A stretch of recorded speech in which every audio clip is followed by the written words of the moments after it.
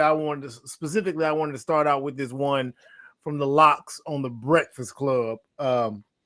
They were asked if they should be responsible or held accountable for their lyrics, I think, something like that. And so they kind of touching on whether or not rappers should be held accountable for their lyrics. But my question is, like, should hip hop be held responsible, or is it more so us as individuals that need to do what we got to do as far as raising children and conducting ourselves? Anyway, I'm gonna play the video and then let y'all come back and give y'all thoughts, and then I'm gonna play another video kind of on the same thing. You know, it's a few, and you know, Charleston White, his crazy ass had something to say about it. So it's a few different videos we got on this one that's all putting a bow on it. All right, hold on one second. Go ahead and play on this one. How did y'all feel about Fat Joe saying he lied in about 95% of his songs? I ain't mad at dog. I ain't mad at him. He said, like he said, he also said they don't commit De Niro and you know all these people in their movies like that. So I get it, and it shouldn't be, all lyrics should not be used in court and all that, because we all entertaining. We all like making stuff up here and there. You know, especially as you get older, it's like, dog, come on, man. I ain't killed R&B singers is lying in 95% of their songs. I think the problem is with anything that's cultural in black or brown, where it's created with that, we get put on a pedestal different than the whole world. And it's like its own set of rules, which is really sort of unfair. Like, you know what I mean? It is a fine line you have to walk being an artist, but you are at the end of the day an artist. Like, and I think people seem to forget that, but I think with all of the things that happens in the black and brown communities, that people tend to put you on a pedestal that they want you on, and then when you don't live up to it, that kind of upsets them. But it is what it is. Like, and people have to start playing honest. Artists are human beings. Like, I think people think, yeah, well, we gotta go through all that. Yeah, like, it's crazy. They eat, shit, sweat, sleep, just like you do. They just famous. That doesn't make them more of a special person than to you, the listener who's out there listening right now. An artist is not a better human being, a more worthy human being than you. They're artists. That's it. They're good at their art and they're famous for it, but that doesn't mean they're the next born leader of the free world. That doesn't mean the words they say are relevant for everyone's living. That doesn't mean the things they want us to raise your kid, man. You got to raise your own kid. You got to be responsible. You should sit down and have conversations with them about reality and what's not reality, because, like you said, they never say anything to the actors, the directors. They never even say nothing to the record labels who are putting out the artists. They never say nothing to the radio stations. They never say nothing to the magazines. But you're gonna hold the poor kid from the ghetto responsible for trying to make it doing what he knows is popular genre. And America loves violence. The shit is built off of violence. Absolutely. Everybody loves Al Capone, John Dillinger, John Gotti. That they're not black. America loves sex and violence, and money. It sells. It's a natural thing, but when it comes to black, it always reverts back, which is understandable because we have a right, a duty to take care of our community. I think we put too much pressure on artists to be real, like to live up to their lyrics. You know what I mean? If we just looked at it as entertainment, we wouldn't care. But then every now and then you get the rare brothers like yourself, who really come from that. Absolutely. So we expect everybody to be like that. So a few of the things they said, I kind of agree with. On the back end of that, though, Charlemagne said something very funny. He said, "Y'all are the rare brothers that come from that." And I don't know if y'all saw the interview with the Locks and I think it was Jadakiss and Sheik was in an interview with, maybe it was them two, and then it was one where Jadakiss was in an interview with his father on Joe Budden's podcast, and they talked about their actual upbringing, where they're from, and their actual upbringing, and what they actually did. Totally different things. You know what I'm saying? And so I think a lot of times rappers are speaking on where they're from, some of what they did, some of what they know, and there's an authenticity tied up in that. I mean, you can't be from the suburbs talking about trapping. That's not gonna work. But what do you guys think is? But what do you got? Go ahead. You kind of can be from the burbs talking about trapping, because nope, you can. Nowadays you can. Nowadays you can. Nowadays, not back in the 90s, nah. Right. But nowadays, that's where most of your trapping is happening, in the burbs. Am I lying? No, you make a very valid point. But see, the problem with that is the authenticity tied to it, right? You're in the burbs. Your family made it out. Why are you doing that? Well, you kind of have to factor in, okay, so you have this genre of people who are saying, like, for instance, King want to be hood so bad, King want to be hood so bad. Why does a certain type of behavior have to be considered hood? Why can't it just be cultural? Things like that we have to factor in. That's fair. I think that's fair. Because we don't take the positive things from the hood, or maybe we do. Maybe we do take some of the positive things from the hood and still refer to them as hood. But I think what gets highlighted too often are the negative things from the hood, right? Right. Like people don't talk. I mean, I guess we do in some aspects. We talk about the ingenuity that comes out of the hood, the togetherness that comes out of the hood. Like that gets talked about. The entrepreneurship the hustle factor, even on the legal side that comes out of the hood, right? Yep. But that doesn't get the same level of recognition, or it doesn't get highlighted as much of the worst shit in the hood. I gotta disagree with you. Go ahead. I gotta disagree with you. And here's my issue, right? I don't think people actually know what rap is, and that's that's just me. I think a lot of people don't know what rap or hip hop in general is. I actually hate that there's even a partition between rap and hip hop as if they differ when they're not, right? Like rap is hip hop is rap, period, right? At the end of the day, hip hop is black folk music. It is literally no fucking different than the blues or rock, for that matter. We weren't talking about Johnny Cash discussing the amount of cocaine he was doing down at Folsom Prison, or none of that. He's telling his story. In fact, it's heralded as a classic, for that matter. You understand what I'm saying? Mm-hmm. I think you hit the nail on the head when you were talking earlier about authenticity. That's the problem. A lot of the people that's rapping, I'm using air quotes, you can't see it right now. The air quotes are actually really dangerous because I'm driving. But anyway, a lot of these dudes that's rapping, they're telling stories that aren't theirs. You understand what I'm saying? And then most of the stories that they telling. Do you have a problem with that? I have a problem with that if they don't say that the story's not theirs. For example, I'm glad you something that I love most about rap is the art of storytelling. Some of my favorite rappers in the world were the greatest storytellers of all time. Just to name a few, Slick Rick and Biggie Smalls tell phenomenal stories. You understand what I'm saying? Most of the rappers that have existed over time weren't even themselves. They carried caricatures or identities that were of real people, and they made sure they articulated that. 50 Cent is not 50 fucking Cent. There's a real man named 50 Cent. You understand what I'm saying? Curtis was a real gangster in the hood. Boo-Boo is what they called him. He was a real nigga in the hood, but he's not the 50 Cent. You understand what I'm saying? That's something that we fully understood. For whatever reason now, these dudes is putting on these acts and people are buying into it as if that's really who they are without actually understanding, like, yo, that shit is fake. This shit is no different than wrestling at this point. Like, we're starting to confuse The Rock with Dwayne Johnson.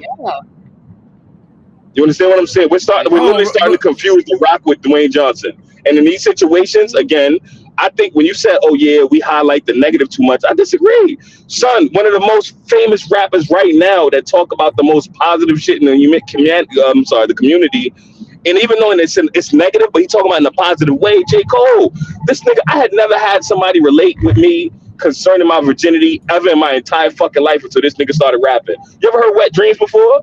Yeah, oh, absolutely. Come on now. But hold on, wait. Let me roll it back a little bit. What I mean by highlight the negativity is that the negativity by default is the thing that is the most popular. Like the balance that existed. I don't think it's popular though, bro. I think it's pushed. I think it's pushed, not popular. Pushed and popular. You if it's pushed, it's there's a market for it. You know what I'm saying? So I disagree. I disagree. It wouldn't sell if there wasn't a market for it. That's not true, bro. Do you know how much money? Do you know how much money? Do you know how much money they put towards spinning songs, bro? No, like I'm telling you, as somebody, I used to manage. I managed 3 artists in my entire life. Like I'm telling you what I know, right? I managed 3 artists, rappers. True story. These dudes, with the shit that I saw as a result of this, like I knew a guy. I ain't gonna put no names out there. I want to mention the record label because he a trifling nigga, but I'ma chill. I know a guy right now, right, who got a female artist signed to his record label, right? And this dude took 50 grand down to the what's the Spotify? What's the streaming company? G, the Spotify. He took 50 grand with him to get her hit song charted. True story. Like I saw this ain't something I'm telling you. This ain't no. So you. Oh, so, I mean, we know that kind of stuff. So wait. You believe that? No, I know. I know. No. Let me finish. So you believe if a person took the most backpack conscience substantive rap in one hand, took the most ratchet, ridiculous, back alley bullshit in another, the same amount of dollars in hand, walked it to these people and said, push, they push play, you think the market for both would be the same? Or which do you think people would absorb faster and be willing to replay more? Who people are we? That's what I'm saying. Who people are we talking about? Because we talking about. Listen to what I'm saying. Listen to what I'm saying. Hear me out real quick. It does matter. No. I'm sorry. I got to call Kim. Y'all can still hear me? Yeah. All right. It does matter. Let me explain why. Right? Because if you break, I'm telling you, I'm not trying to break up demographics and nothing. I'm just talking about age only. That's it. Right? Strictly.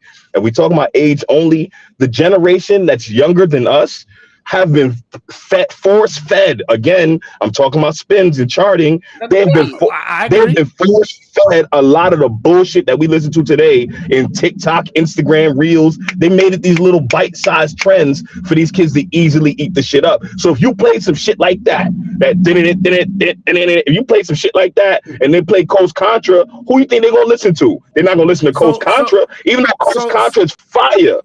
So you think it's so baked in that it wouldn't instantly rival the real shit wouldn't instantly rival the bullshit. You think the bullshit? I think the real shit.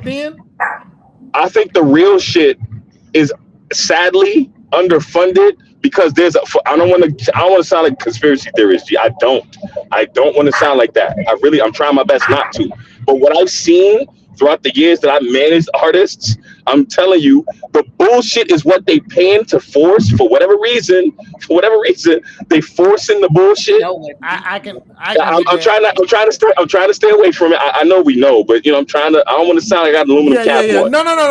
No. So you do think you do think if the positivity was baked in more, that I would like to believe that. In my heart, bro, kids at one point in time, no, bro. Here's why I disagree with you. Right here, kids at one point in time was rapping Lauryn Hill. Bro, kids were rapping Lauryn Hill at one point in time. Let's be honest. I know, but what I'm saying is, in my heart, I would like to believe that if we could reverse this thing, the positivity, if the balance was still there, because there's no denying. Like when I go back and I spin music, I start spinning music from each era, right? The further back I go, the more balanced the library is. The closer I get to this, the least balanced the library is. And that's just on volume. And so I do believe. So I got to disagree with you on that too. Go ahead. So the mainstream was more balanced back then. That's what I'm. Well, that's what I mean. That's what I mean. Well, the mainstream has always been commercial. It was just more balanced back then. And that's what I mean. Nowadays, you have to hunt these rappers down because they're out there. Yeah, that's what I mean. I mean the mainstream. I mean the main. I'm only referring to mainstream. I am not referring to my own individual library that I've got an algorithm baked in to feed me what I want. So I mean I agree. Now what I want to do, I want to tap into Frank. Give it. You got something you want to tap into because I want to get into Charleston White. This nigga sitting over there looking like a 90s rapper right now. He look like a 90s rapper, don't he? You really do.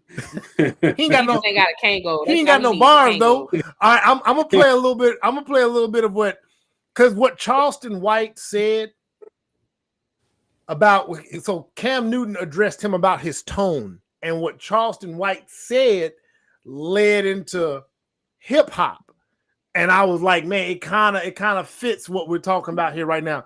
And be warned, y'all know how Charleston White get. Y'all know how he get down. He don't get too ridiculous on this. You know, he's a broken clock. But except for in principle, he's right 90% of the time in principle. It's just that he's so vile. I'll be like, bruh, like anyway, I'm gonna go ahead and let it play out. See, this is the thing, Charleston. Like, I think everything that you're saying has some truth to it. It's just the delivery. There's no denying that you're standing for and by your people. Well, here's the thing. When you're addressing evil, you can't worry about the delivery. When you're looking at the conditions of our community, you can't worry about the evil when you got kids that kill kids and say we smoking on Tuka. See, they wasn't worried about the delivery when these kids in Chicago were talking about smoking on Tuka. Mm-hmm. They weren't worried about the delivery. I ain't got no manners for no slut. I'm going to put my thumb in her butt. The delivery? I like girls kissing girls where I'm from, and that's on the radio. Girls on girls, that's promoting lesbianism to my daughter as we driving to school. This song they playing with Drake. Y'all worried about the delivery? These niggas talking about killing each other. That nigga Thug said, nigga, I shot at your mama. You don't mention me no more. He really shot that nigga mama. And y'all worried about my delivery? These niggas are confessing to murders on songs. And y'all worried about my delivery? The conditions of black sucking them talking about booty holes. Y'all worried about my delivery? Come on, don't be hypocrites, black people. Y'all can't listen to this music if y'all so caught up in my delivery. Don't do me like that. And the way y'all snap and pop y'all pussy to this music, the way y'all kill and drill to this music, don't trip about my delivery. Hey, yo, Easy, why you wear your pants like that? I wear my pants like that because that's easy access, baby. Easy, why you talk like that? I talk like that to get my point across. Because when I wasn't talking like that, wearing a bow tie, y'all wasn't paying me no attention, and I was going to the Supreme Court changing laws and legislations in this country. I was working with over 50 U.S. congressional members, from Ted Cruz to Mark Rubio, Senator John Cornyn. I was on the front page of the American Bar Association Journal.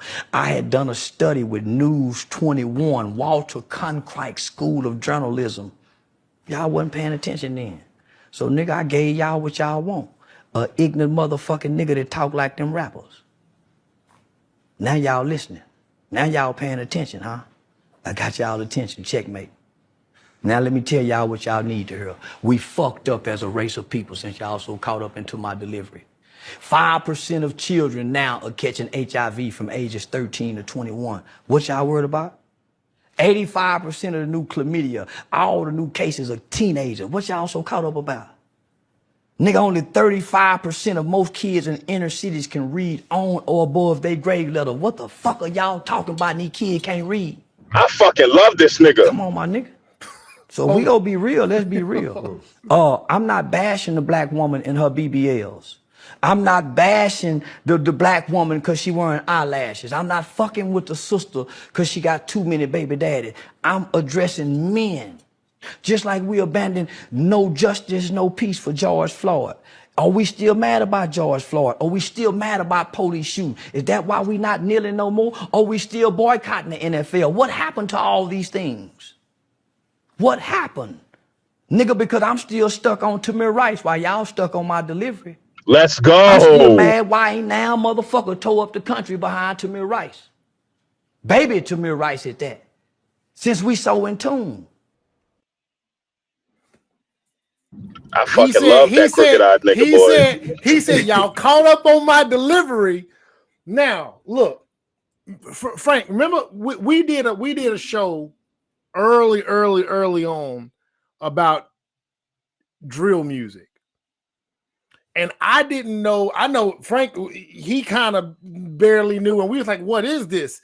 And the deeper you get into it, this was, talk about authentic. These were literally confessions on wax in Chicago. One rapper do something, they go brag about it. And then the other rapper respond to it. We got you back. Literally confessions. Your boy Academics made his brand off of being in the middle of this bullshit. That's a fact. That's a fact. In his basement, that's a fact. And nobody has no smoke. I hear more smoke for Academic. I mean, for Charleston than Academics. You see, so there's something, and I don't want to blame the music as much, but we got to address the music. Because, I mean, listen, real talk, how many of y'all, as much as we listen to this stuff all our life, would you or would you not agree that us being raised by the people we were raised by helped our minds, so when we heard this music, we're like, yeah, that's just not a good idea. I agree. I think that's common sense, though. Because right. Because when you couple, because listen, all the Chicago rappers, and I did a little bit of a deep dive into it. None of those that died and none of those that were killing had a father. And all of them were for 30-mile radius, 20-mile radius, 15 if you want to go deeper. It might be a 10-block radius. It might be a 10-mile radius. So the similarities ain't just hip-hop. The similarities are underneath. Hip-hop might just also be the background music to what's going on and the expression of the lifestyle lived. That's all I'm going to say about it. I'm going to let y'all take it from here. Let Frank. I see you cooking, Chef. Let Frank get it off, and we're gonna circle around. I see you cooking over there. I agree with everything that Charleston said, and I don't like that nigga at all. It ain't about his delivery or whatever. I just don't like that little nigga, man. But what he just said, he was spot on. I think the reason why people say your delivery. Same thing with KS. And I'm not an acolyte, and it's a shame that I gotta make that disclaimer every time that nigga name is brought up. No, I'm not an acolyte. I'm not a disciple of Kevin Samuels. But nigga said some truthful stuff. He said some stuff that needed to be said, some stuff that needed to be heard. Same thing, his delivery. And I've noticed every time when someone black is criticizing black people or black culture, the negative impacts of it, the caricatures of being black, every time somebody criticizes it, well, when it's true and they hit home, first thing they attack, I don't like your delivery. The tone police. The tone police. It's like, nigga, how many ways can it be said? Even if I put a bow on it and I spoke to you like this, pull your pants up, young man. It's still gonna be a goddamn problem with my delivery. Bro, that happened with Bill Cosby. That literally happened with Bill Cosby. True. A comedian. So it's not the delivery, it's the message. You're comfortable sitting in shit. Oh. And you don't want to wash it off. Oh. You've been sitting in it so long, you've gotten familiar with it, and then it's been glorified and glamorized to where washing it off is an insult to you. Somebody coming to tell you, nigga, you stink. It's an insult. No, nigga, I'm trying to help you, nigga. You funky. You need a bathe. That's a good thing for you.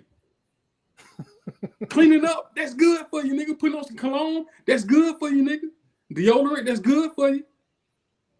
But you insulted because you've been wallowing in it for so long. You feel like it's a part of you. Feel like it's a part of your, like, nigga, no. That ain't always been us as a community. I mean, of course, we've had some riffraffs, some criminals here and there, but as a whole, we weren't known for within our community. Yes, others outside the community lied about us and said and claimed we were the most dangerous people in this country, but that's not how we used to get down as a whole. We were prideful people. We stuck together. We had to. But now, from this glorification of the negative stuff, nigga, we stink. So, again, I agree with everything that little rat fake nigga said. Yo, chill on Uncle White, bro. Oh Lord. I'm gonna let Sheffy jump in. I mean, I've listened to a lot of what he said, and I'm telling you, Charleston will go, it'll be 10 things on a list. And he'll boom, boom, boom, 1 through 9. And at number 10, somewhere between 1 through 9, 1 through 10, he'll put something in there. It's almost like a spasm. It's almost like he'll just say something so wild and so off the chain and so gross. And it'll be like, whoa, like, bro, you can't. It's the most outlandish. I don't care about delivery. I'm not a tone policer. I'm talking honestly, about the most outlandish. What's outlandish about it, though? That's what I'm asking. No, not this. There have been things that this man said that there's no way he says that standing in front of father of daughters and not get his jaw broke. And he walks around. Listen, let me tell you, you walk around with he can get real Donald Trump-ish at times. He goes way out there. And the man walks around with security like he does because he has definitely crossed some people. Now, whether we respect them or not, it is what it is. But he goes really far. Not in this message. So if we stick to this message right here, I have no issue whatsoever. So I just think, in general, I'm just saying, I understand why Frank's so grossed out because he like, man, he hit it right here. But boy, he done stepped in some stuff sometimes where you like, dude, you said what? And it's stuff that I don't want to say. It's stuff that I don't want to say specifically because it's dangerous for the algorithm. It's not good. He said things against women that are violent that no one should ever say, whether you saying it for clicks, likes, or whatever. He has went all the way left before. But I don't want to water down what the man said. What the man said right there was accurate, 100% on point, and I can't argue. I'm just saying, Chef, before you start, I just want clarity for Jamil. The reason why I don't like dude is, for one, things that Manuel said, and also something that he said that was real vile about slavery. And from that point on, I was like, nigga, you could be right a couple of times, but that's not gonna absolve you of what you said about the people that we come from. Right. So that's the reason why the nigga won't get a pass from me. I don't care how right he is on certain subjects. And honestly, I think what he decided to do, because he kind of addressed it just a little bit when I was doing it this way, nobody heard me.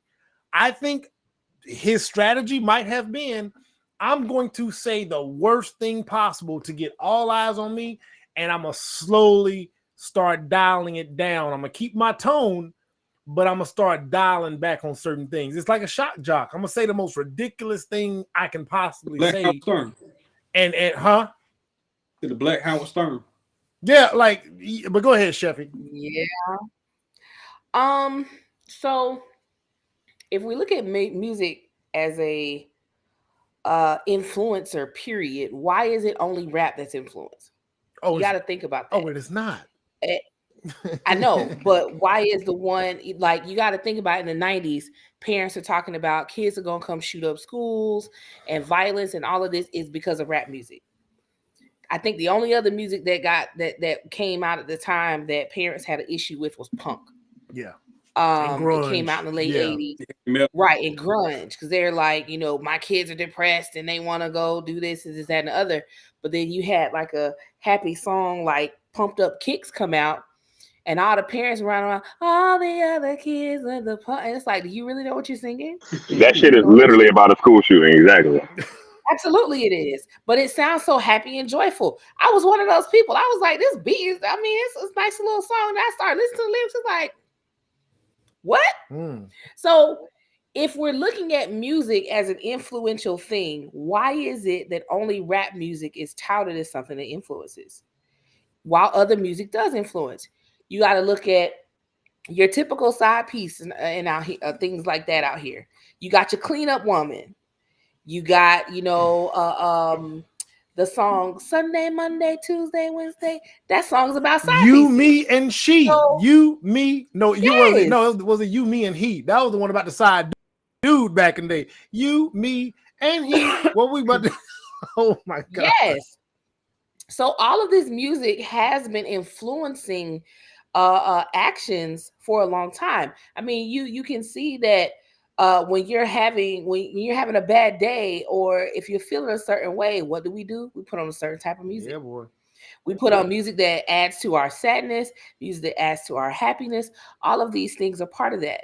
So while I think music is influential, it can set a precedence for certain things to happen. The problem I have is it's only focused on hip hop. Nobody's talking about R&B. Nobody's talk. Well, they talk about rock music a little bit, because they be like, "Why are you screaming and wearing black all the time?" And you have those parents. But to my knowledge, the only time that lyrics have been used in a court case in this manner has been. Oh, absolutely. Unless somebody can tap in and say they heard something different, I've never heard of rock. I've lyrics. never heard of it. No. Nah, it's never been done. Never been done. Right. So. What that leads me to believe is I don't necessarily think it was our parents that kept us from following in these footsteps so much as I think a lot of us realize music for what it is. It is influential, but it is not something to live your life by. It's entertainment. It's what it is. It is entertainment. But do you think us being raised by the right people? I'm not, because they didn't have to say anything.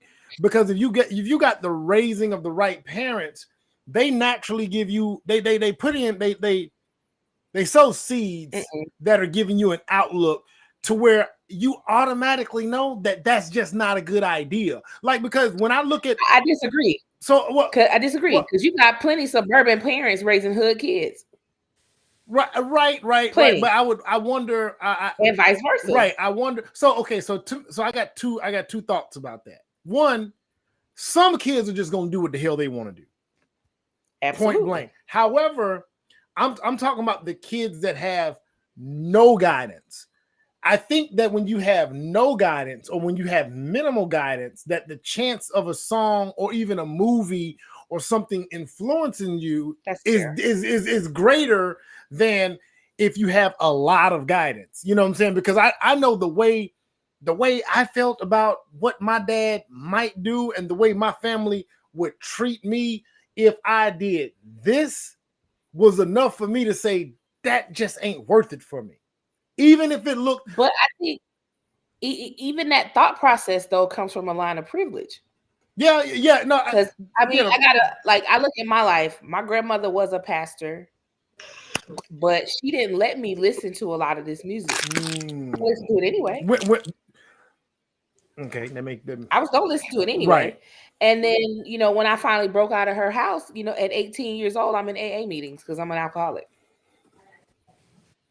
So, it could be influential. It can be. But I think it goes even deeper than just the parents, because you have hood parents raising hood kids that actually turned out to be very, like you would never know this person came from the quote unquote hood or where their background came from because of who they came to be. I think a lot of it is just in our own personal programming, how prone we are to peer pressures and outside influences versus the influence we have in ourselves. Some of that is taught through our parents, yes. The rest of it, I think, is kind of innate, because you can follow the footsteps that your parents have taught you, or you can decide to create your own path. I was one of the folks who kind of created my own path and completely deviated from what I was taught. No, I didn't necessarily go out there and do a lot of the things. Have I had some illegal things in my past? Absolutely, I have. Did I do drugs and any of that stuff? No, I did not. So I think it's part of it's personal. It's your relationship with the influences around you. It's also your personal relationship with yourself. Do I think hip hop should be responsible for the state of our culture? Absolutely not. Our artists were telling stories. I agree with Jamel. It's nothing more than hood folk music. I agree. Listen, I hate to. I like to usually. I agree with y'all, and I hope it's not authenticity crap is some BS. Yeah, that I don't know who told these kids that you got to be authentic to tell a story. I don't know why it became important that it had to be your story to tell it. For those rappers that actually are telling their stories, they're idiots. But that doesn't mean rap as a whole. Well, see, and it's telling stories in that manner. But you know what? But see, and that's crazy, because I forget whose interview I watched, and they were talking about there was a little bit of pressure as artists, because artists started calling out, "Oh, he ain't really about that life. He ain't really about that life." I remember that's what gave Chicago, and Jay-Z, and that's what gave and that's where the Chicago rap was like, because everybody, they really doing that. I mean, even some of my the man who's in jail right now, Susu, is a rolling 60s Crip, has committed the crimes.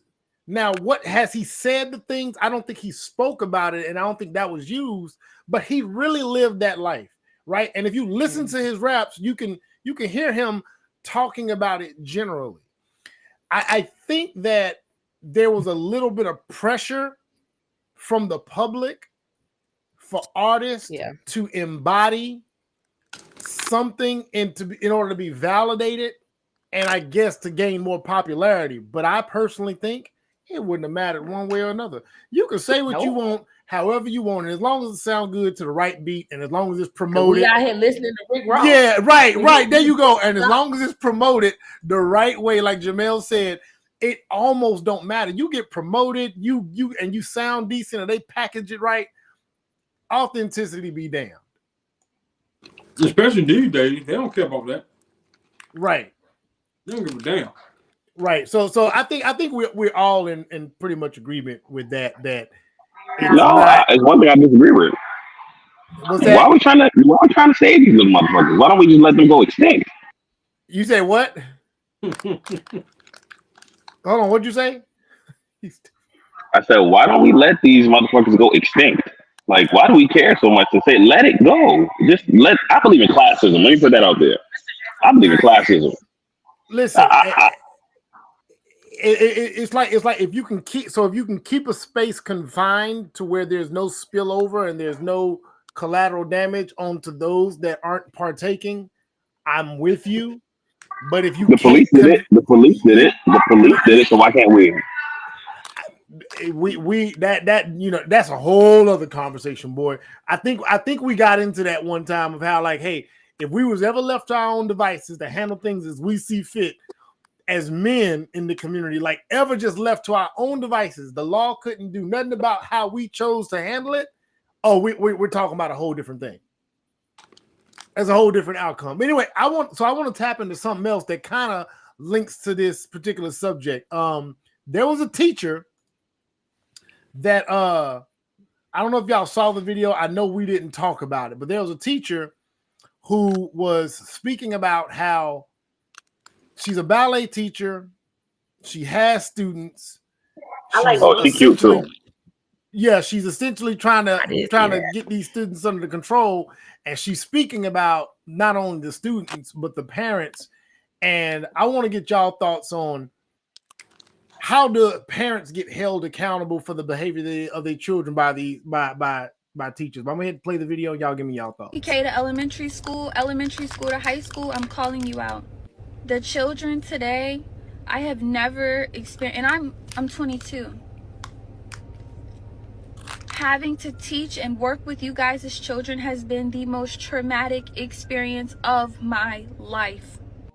I teach 5-year-olds ballet. 5-year-old girls ballet. I have a class of 10 students. They don't respect any authority. You ask them, can you stand in your designated spot? They're telling you no and shut up. They're throwing things at each other. They're throwing things at other people, other classmates. You say, can everybody sit in their spot? I don't want to. I'm not doing that. You don't get to tell me what to do. You're not my mom. You confront the parent. The parent tries to argue with you and fuss at you because you tried to reprimand and redirect their kid. I told a young little girl, please sit in your spot. You're not my mom. You don't tell me what to do. Okay. When her mom came to pick her up, I said, hey, your daughter's having a hard time following instructions. And 7 times today I've had to redirect her to just sit in her spot. Well, clearly she didn't want to sit. And mind you, this is a mom. Clearly she didn't want to sit right there. So, I mean, if she's telling you she don't want to do something, why keep asking her to do it? You know she's not going to do it. What world do we live in? Like, what in you guys' brain as a parent says, my kid not following any directions is a great thing. It's not that serious, and y'all don't have a right to tell her what to do. It's sad. It's sad. It's really, really sad. And another thing that's heart-wrenching is horrifying. It is horrifying. Your 5-year-old daughters are asking to listen to Pound Town and Ski Yee. Your daughters, your 5-year-old daughters are asking, can we hear Pound Town? I'm playing them Princess Tiana ballet music. And they are asking me, can we hear Pound?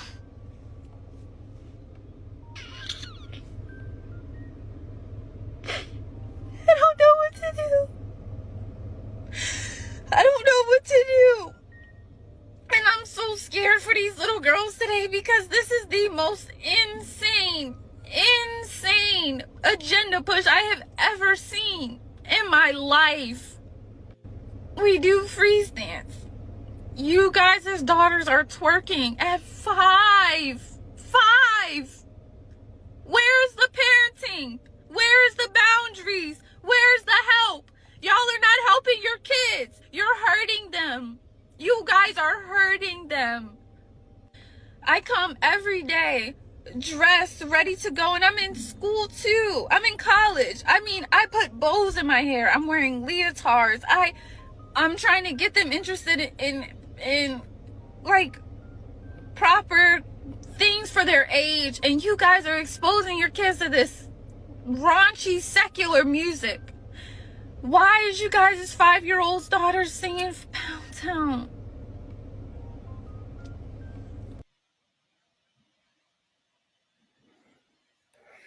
Ooh, child. This is why I talk about the parents. Y'all, somebody else give me something on this one, because bruh.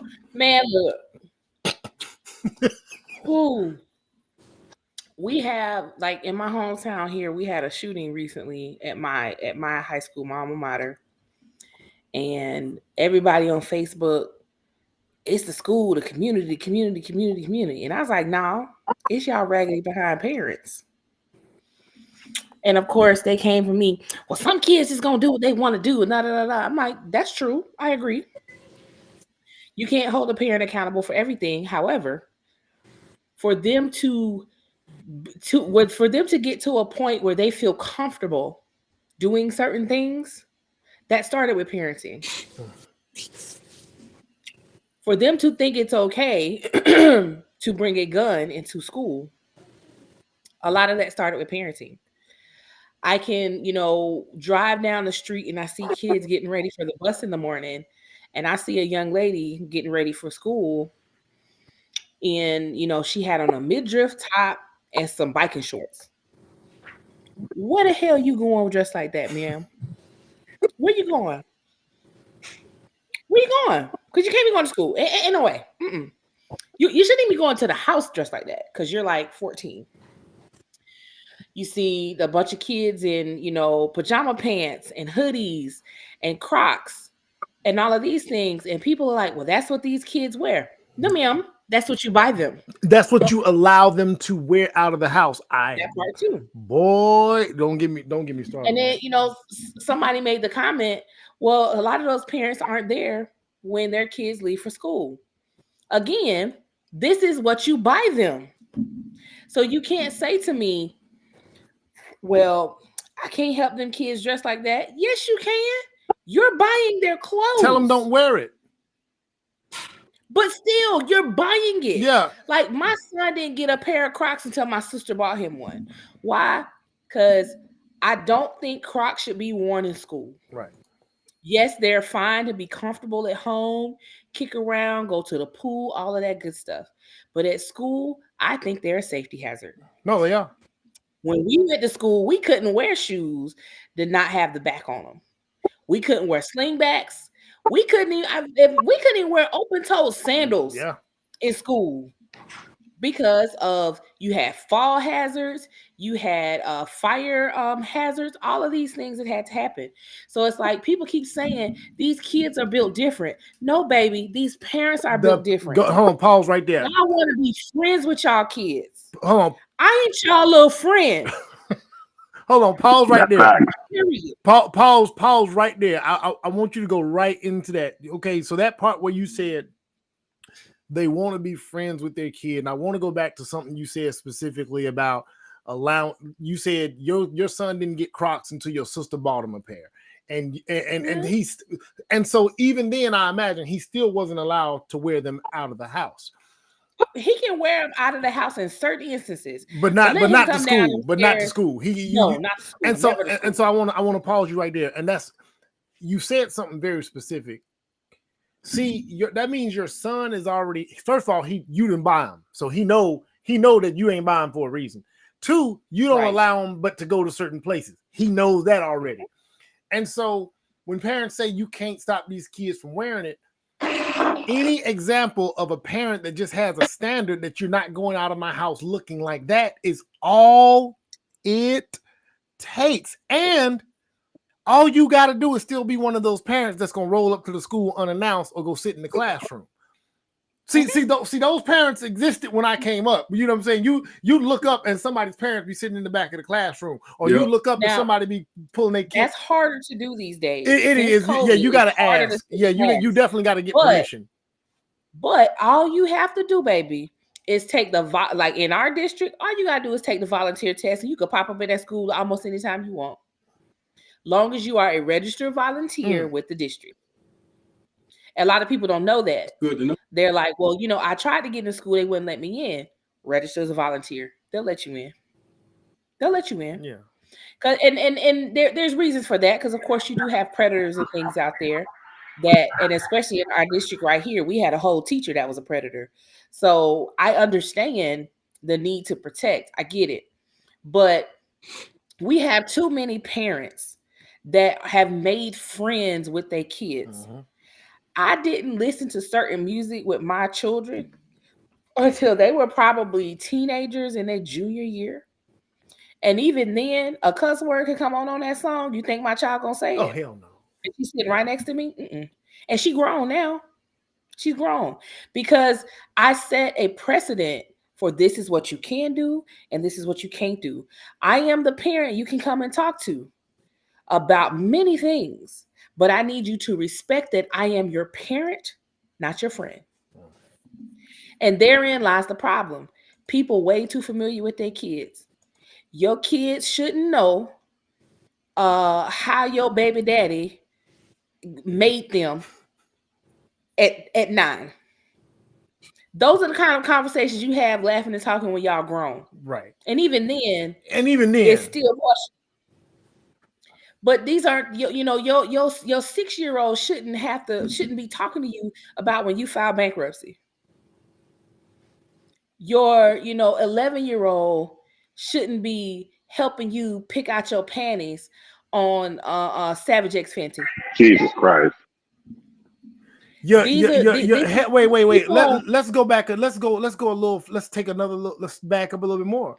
Your baby shouldn't be pissing in a cup so you can go take a test. Like these things that we think. Yes, I did post that. Yeah, these things. Yeah. Shout out. These things that we think are harmless, and you think these kids won't retain. Their brains. They're just these little storage places, and they might not even quite remember where they picked up something from, but they picked it up, and they think it's okay because it was something that's just embedded, and nobody told them it was wrong. Yep. Because a 5-year-olds listen. I've never heard Pound Town, and I'm 42. I didn't know. All I've heard is the few little lyrics that pop up on TikTok. But there's the problem right there. Your 5-year-old shouldn't have a TikTok. Yeah. Legally, your 5-year-old can't even register for TikTok because I think the minimum age is 13.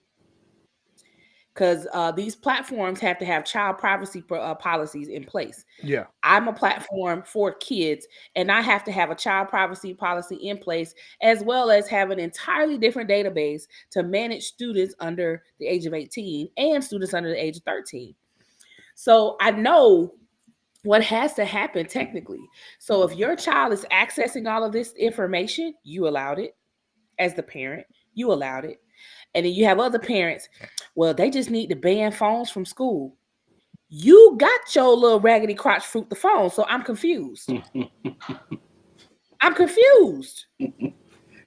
Crotch fruit. My child has his phone in school because on Monday, Tuesday, Wednesdays, he gets picked up by a car service to bring him home. He ain't got a single app on that phone but YouTube. And he got screen time on that. So anytime I need to lock that phone down, I can and I will. Mm-hmm. He ain't got no social media. Matter of fact, my teenagers, they didn't get social media until they were 14. But my 11-year-old niece got TikTok. And she got put off TikTok because of some of the content she was posting. Oh. So it's like all of these things we factor in. Like, these kids are built different. No, baby, y'all parents are built badly. Lazy. Y'all aren't parenting. Y'all just have kids. They aren't parenting. That's the difference. I have kids versus I'm parenting my child. And I said this in another post. You have so many people out here that just I want a baby. You mean you want a person, a child? Because babies grow up. And I think a lot of people weren't factoring in, oh, wait, they do grow up. And now I have to change how I parent. Because it's not about having a baby. It's about raising a person, raising a human being. And many parents, I think, didn't plan on doing that part. They treat them like pets. Yes, absolutely. This is my homie I hang out with. We go do this, go do that. And it's like, I'm not your little friend. And I tell my grown children now, I'm not your little friend. I'll be real with you. I honestly think that the ball got dropped way earlier because it didn't get this bad until I realized personally that a lot of the parents just weren't taught to be parents. They just, like you said moments ago, they just having children. When we think that having children is making sure that they feed them and get them to graduate high school at some point in time eventually. It's really crazy. Like if you actually sat down and talked to some of these people, it's really crazy. I think that they're successful parents because their child didn't die. Yep. They just do the bare minimum. Not clothes. I'm a good parent. Child bye. Man, people are lazy. They are lazy, and a lot of people just turn their heads because they don't want to deal with it. They don't want to create structure. They don't want to implement boundaries. They don't want to enforce boundaries. It takes work. They don't want to investigate. They don't want to They don't want to pry. They don't want to invest. So to sum it all up, they don't want to invest because it takes effort. It takes work. It can feel like an inconvenience. You got to put that child before you. So people have kids and want to just pass them off, which is why young kids have social media accounts. Get your phone, get your tablet, leave me alone. Yep. Keep them occupied. Just so long as they not in their face. Oh, mama got a life too. Daddy got to have a life too. Mm-hmm. So now you know what I'm saying. If you do meet somebody, you in another adult face, and you neglecting your child. Just shooing them off into a corner of the house or apartment while you doing you. Because I got to have a life too. No. That doesn't take precedence over raising a kid. You gotta put at least 18 strong years into that, and then strong, and then get to and you can have a life. Nobody says you don't. You can't, but I'm talking about they be out here doing too much. I'm talking about like you in the club dropping it like it's hot while you holding your baby. I just child. I think, man, it gets embarrassing. I remember my parents, grandparents, family members, it was very specific when they said, don't embarrass me. Mm-hmm. And they meant that with so much energy that if you embarrass me, I'm going to embarrass you. Now, how they would go about that embarrassment might not be something that those would consider legal today. You know what I'm saying? However, it stood on something. It basically meant that, like, we got a standard around here. You're going to adhere to that standard. You're going to adhere to that standard. And yes, I'm not your friend. You couldn't say, I remember it was this crazy thing that you remember if you said something anti to your parent, they would check you by saying, are you calling me a lie? And even if you knew they was lying, you weren't gonna confirm that lie. Even if you knew they was lying, like I remember my parents would throw that "you calling me a lie" out there, and it was like the trump card because it ended the dialogue in a given moment. So later on, I would have to come on back and smoothly say, "Hey, mom, dad, grandma, grandpa, you remember?"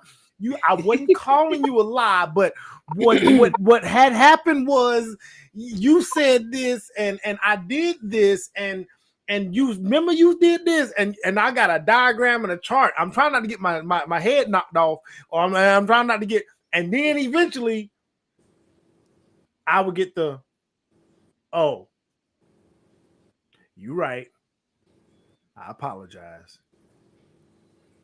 And if you got an apology, and that was a win, but there was no back and forth with my father. There was no the back and forth.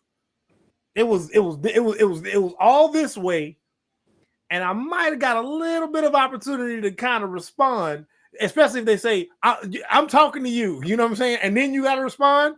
It's crazy when you think about that. I'm talking to you. Then you say something, shut up. You know what I'm saying? You're like, well, now I'm confused. You calling me a lie? No, you said say something. I said, you know what I'm saying? But my whole point is authority was so understood that everything came after authority. So authority was before understanding. Authority was before discussion. Authority was before everything. Just that authority was so important. And I think there's such a lack of authority overall that when these kids go to school, when they go to anything where somebody else has to watch over them, they don't even have an authority at home. Mm-hmm. How the hell are they going to appreciate authority anywhere else? You know what? Right. I think a lot of people's inner child are raising their kids. Because that's a good one. They look back on, well, I didn't like that. I didn't like that. Whatever their parents implemented, I didn't like that. So I'm not going to be this way to my kids because I know a better way than what they taught, than what, than how they operated, than how they ran their house. So I'm gonna do it this way because I'm thinking with the mind of a child that didn't like it, that was growing up under their roof. So now I got my own roof. So I know what I'm saying, I can't wait to do it this way. I can't wait to show them. We're gonna have fun. Me and my children go have fun. We're gonna have fun, we're gonna get along, we're gonna talk about everything, we're gonna do each other hair, the hell we is. The hell. you and there's no boundary. Like somebody said, we're not forceful enough and we want to be loose with standards. It's easy to lighten up than to tighten up. It always is. Because to tighten up later, you always appear then to be crazy. You appear then to be out of place and out of sorts because now I'm being strict. You know what I'm saying? And so I get it. I think we all on the same page with this one, particularly. It's sad. It's sad because you can hear the passion in this young lady's. Yeah, because she wants to teach. She wants to teach ballet. But little girls asking to hear, man, boy. I'd have a whole parent teacher conference with everybody. Like, what are you talking about? And she's wait, Sheffy. The part she said was they were 5. Look, I don't model myself as a perfect parent. I don't say me and my ex did it best with our daughters. You know, when they became teenagers, they morphed into other humans, and that's a byproduct of what we maybe did or didn't do. But at 5, they just wanted to be princesses. Yes. It was all about Dora. It was all about sippy cups. It was all about Disney. There was nothing. I didn't even listen. There was no hip hop even getting into there because I just turned it off. You know, so right. Yeah, we got to be. Yeah, so I'm gonna piss Frank off. Man, what you got now? It ain't that. But this one gonna piss you off still. Y'all, what y'all think about good old EQ, emotional intelligence? What y'all feel about that? Oh, y'all look at him. wait, come back. What y'all think about good old emotional intelligence? It's been one hell of a buzz term, and I want us to tap into it a little bit. The video isn't long. It's 3 segments to the video. So I'm gonna go with the definition of it first, or the breakdown. I'm gonna see if we all agree with that. And then we're gonna see what the other people got to say about emotional intelligence. But so I'm gonna let it play out and just get y'all thoughts on it overall. But I'm gonna pause this video at different moments just so we can weigh in. If you're an aspiring leader or manager, there's an important element you need to consider when evaluating your knowledge and skills: emotional intelligence. Also known as emotional quotient, or EQ, emotional intelligence is the ability to understand and manage your emotions and those of the people around you. Emotional intelligence is typically divided into 4 competencies: self-awareness, self-management, social awareness, and relationship management.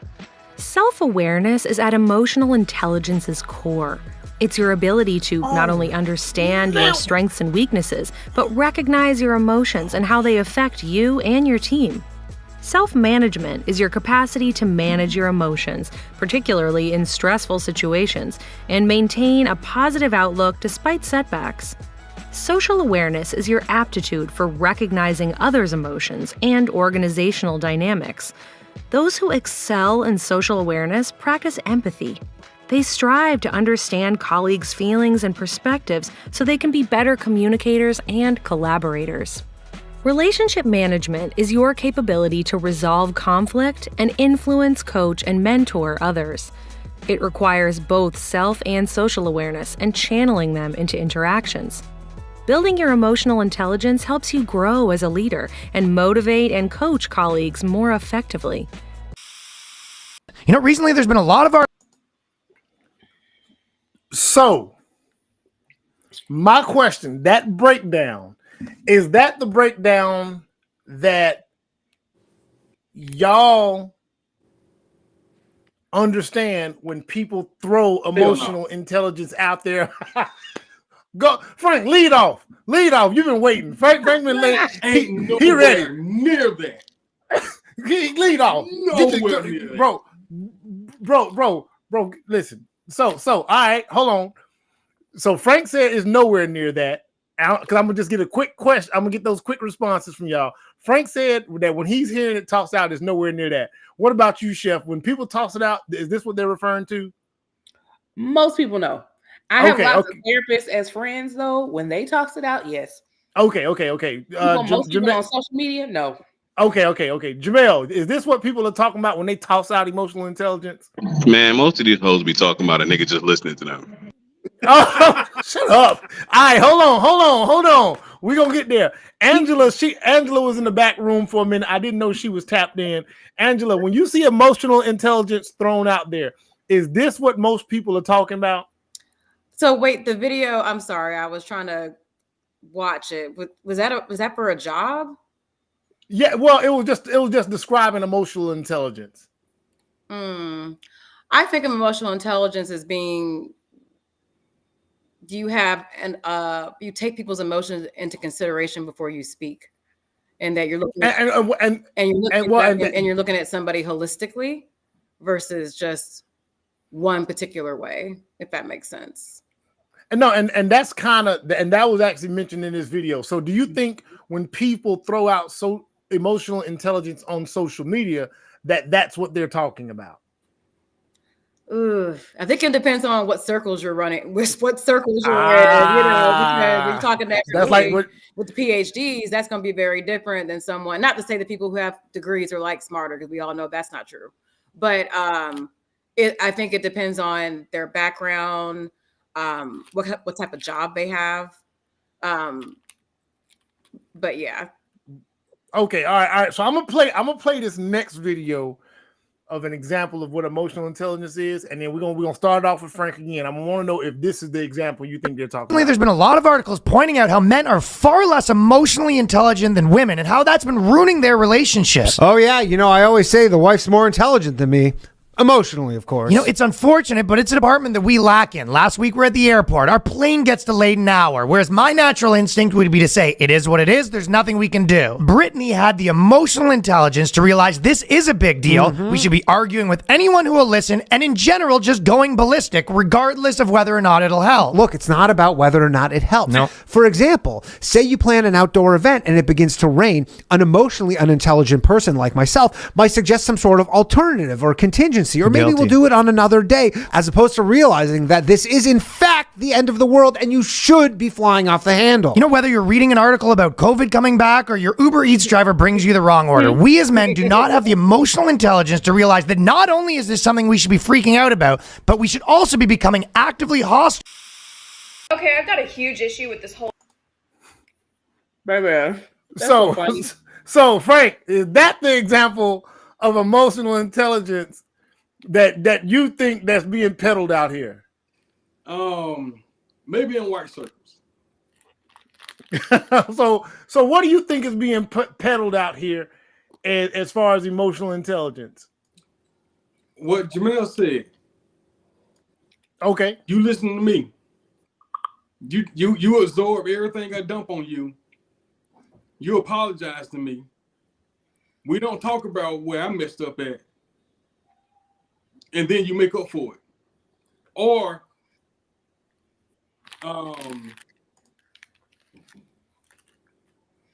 yeah. But I was about to get into something else, but I didn't want to get there yet. So I just start right there. But basically, when they say that a nigga is not emotionally intelligent, that means he didn't respond the way I wanted him to respond. Wait. Hold on. Somebody in the comments said, honestly, let it be known, only men lack EQ and women are beholden to the power of EQ. Laugh out loud. I don't know who wrote that. That is very funny. I got one more segment, and then I'm gonna let the panel speak on it because I think this is gonna tie it all up. Okay, I've got a huge issue with this whole women are more emotionally intelligent than men thing. Just because a woman outwardly expresses her emotions more often does not make her more emotionally intelligent. And just because a woman communicates more with her emotions does not make her more emotionally intelligent. Look, I'm not a man, last time I checked. But from the time I've spent with them, when they're experiencing emotion, they usually don't look like they want to sob. They look like they want to put their fist through a wall. So they spend more time internalizing their emotions and controlling their emotions so that they don't do damage. And when we make them feel bad for bottling it up or call them immature just for saying that they're fine, we are actually punishing them for making sure their emotions don't get the better of them. Now, am I encouraging men to go silent and never express their emotions? Absolutely not. In fact, men need to have a safe space to share their emotions in a way that best suits them. I don't know what that is. Time with their male friends, some peace and quiet to let them gather their thoughts? Only they can answer that question. But either way, labeling them as lacking emotional intelligence is not only a lie, but a very harmful one. So I know that's a little bit of a lot, but I think it all kind of puts a bow on the idea, because I think a lot of time what does get peddled is that men lack emotional intelligence, as some users said. See, a white woman would say that, and then let it be known.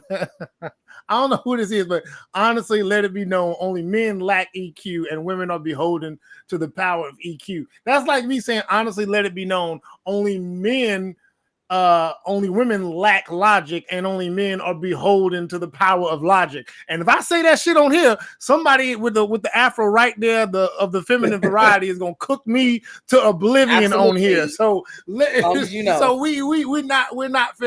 we're not finna get into these. Man, fuck that. They ain't got no logic. Fuck that. He trying to start something. I'll talk to you later. He gonna get you later. So, in general, the general population lacks emotional intelligence. People, period. General population. General population. Because a lot of us are so delusional about our own personal spaces. There is no possible way we can expect emotional intelligence from anybody else because we don't even know what it looks like. We can't say to ourselves, hey, I might have did that wrong. Maybe I should go apologize. We have, and I know it's meant to be funny, but you have a genre of women who think it hilarious to not apologize when they are wrong, or I'm wrong, let me, double down on it regardless, or now I should start crying just so he feels bad. There are all of these things that have been used to manipulate men into thinking women are more emotionally intelligent. Women are probably less emotionally intelligent than your typical dude. Now, that's not to say that men have high emotional intelligence, because I think men don't. Yeah. Because a lot of men also are just as delusional in certain aspects. Absolutely. But men take criticism better because they haven't spent as much time being deluded as many women. I won't say most, I'm saying many women. Reason being, the post I just made today, I was talking about if your woman asks you, do I look fat in this outfit, go on and tell her the truth. All these men came behind me, no, because if you do that, you're going to cause problems. And I'm like, but you got to realize this is the behavior y'all complain about that you also have championed. If you can't be truthful with people, and it doesn't mean you have to fly off the handle and be nasty. Right. You don't have to, brutal. It doesn't have to be brutal truth, right? It doesn't have to be brutal. Honestly, it could just be like, babe, I think you should try another dress. It doesn't have to be, yeah, you fat. It can just be, that dress isn't as flattering to your figure as maybe this other dress that I actually like you in. But Chef, honestly, Queen, that's assuming that she is well enough to accept that statement. Because no matter how nice you say things, sometimes not well enough to accept that statement, and you continue to placate that behavior, you create the monster you hate. If we can sit here and tell children that they shouldn't do certain things. Why can't we tell other grown folks? Because women ain't nothing but big toddlers anyway. So you ought to definitely be able to tell them. Not too much. Not too much. Not too much. I tried to slide that in. Not too much. Slow down. Not too much. But therein lies the issue. Everyone is hard up on, I want a man who is emotionally intelligent. Sweetheart, you can't even look at yourself in the mirror and see your wig is messed up, but you want somebody emotionally intelligent? Come on here. No, you are not self-aware. You can't experience emotional intelligence without self-awareness first. In that particular, what we just looked at, that's the first thing they dropped was self-awareness. Yep. You got to be able to call your own crap out before you can go out here expecting somebody else to champion for you. It's not fair. It's manipulative. It's gaslighting to try to do so otherwise. So, I mean, I love that everybody is interested in emotional intelligence. That's great. But be invested in it if you're interested. Be invested. Like for me to even get here, it took a whole lot of therapy. Because I can tell you, I didn't become emotionally intelligent even to where I am now, and I still got a ways to go. So maybe 3-4 years ago, where I could just look at myself and be like, dang, I'm a little messed up. Yeah. I could have handled that better. I need to go apologize. Somebody was saying how, I don't want to get into a big thing about therapy, but somebody was saying how a lot of women get therapy to say they got therapy, but they don't have the tool. Like what you just said, you went into therapy and it turned something on to where you could then become more self-aware to say, okay, yeah, I have some fixing to do. You know what I'm saying? So you're not just saying I went to therapy. You have you're saying the things that come from therapy that make it obvious. Yeah. It's doing the work. It's doing the work. Yeah. Man, I know people that go to therapy and lie to their therapists, bro. Look, can we really get to the bottom of this shit, bro? Because honestly, yeah, I mean, goddamn. Well, what's the point in going if you're gonna lie? You can tell the people that lie though, because they're the ones who come out unhealed. They done had a session every day for the last 3 years and still full of crap. Yeah, they treat their therapist as a paid best friend that's going to just keep all their secrets without actually trying to help them heal. Like I've seen this happen. Boy, you said a whole that's word. Too much. Right that's too much damn money to be. Listen, that's too much money to be playing around. No, it's not too much money, bro. Let me give you an example. Yeah, hell it is. Let me give you an example. I gotta keep things really gray because HIPAA and shit or whatever the fuck it is. I know of a woman who is a therapist who told me a story about another woman who is actively cheating on her husband with one of her clients. And she's using her therapist just as a diary, a human diary, and does not want to fix anything. This happens. I believe it. That is so corrupt and great in its corruption and disgusting at the same time. What sucks is the therapist refused. She can't say anything because legally she's not the husband. Yeah. That's horrible. Damn, that's a bad situation to be in. And what's your thoughts on it overall? Now that I've completed the video, what's your thoughts on emotional intelligence, like overall, and can we all use some of it? Absolutely, I do agree with Sheffy when she said about you have to be self-aware. Like I know, and this goes for relationships, work, whatever. This is all around. But then once you know yourself, you know how to govern yourself. So, like for example, when someone really makes me mad, I have to take 24 hours. I have to, because I'm going to say something that I regret because I've done that in the past when I was younger. And now when I feel that feeling come up inside of me where I have that rage that comes up that I'm going to cuss you out or slash your tires or something to devastating. What? I've never slashed tires. But I'm just saying that's what it feels like. But I have to learn to walk away because I know if I take time to really process the situation, what happened, maybe talk to a friend about it to get another perspective to see if I'm missing something. Then I can go back to the person and say, okay, I've had a chance to think about this. Now I can talk about this calmly. So I think it's also a matter of and sometimes you can't help your emotions. Sometimes you will react If someone really ticks you off, sometimes you just react. But I think I disagree with you. But I do think that emotional You intelligence. see, I see almost flew off the handles on me just now, bro. You see? But I think the emotional intelligence is really just the practice of taking a moment before you speak and act, and being more also considerate about where somebody is in their headspace, and being like, okay, like, for example, I was on a call the other day where this girl, because I do business coaching, and she's upset because she was losing one of her top people. And the girl wasn't like, she was disrespecting her. And one of the girls in the group was like, well, fuck that bitch. And I was like, well, wait. I said, hold on. Let her be upset. Like, I understand, like, that's what we all want to say. But right now this girl's been a teacher for her for 5 years. So we need to let her get that out. Let her be upset. I know y'all are mad for her, but I don't think that's the right thing to be like gassing her up. To be like, fuck that. I'm like, wait, before we fire her, let's take a second. Is there any way we can correct this situation? Is there anything we can do before we actually go to firing her? Some things you just fire people, but some things can be worked on.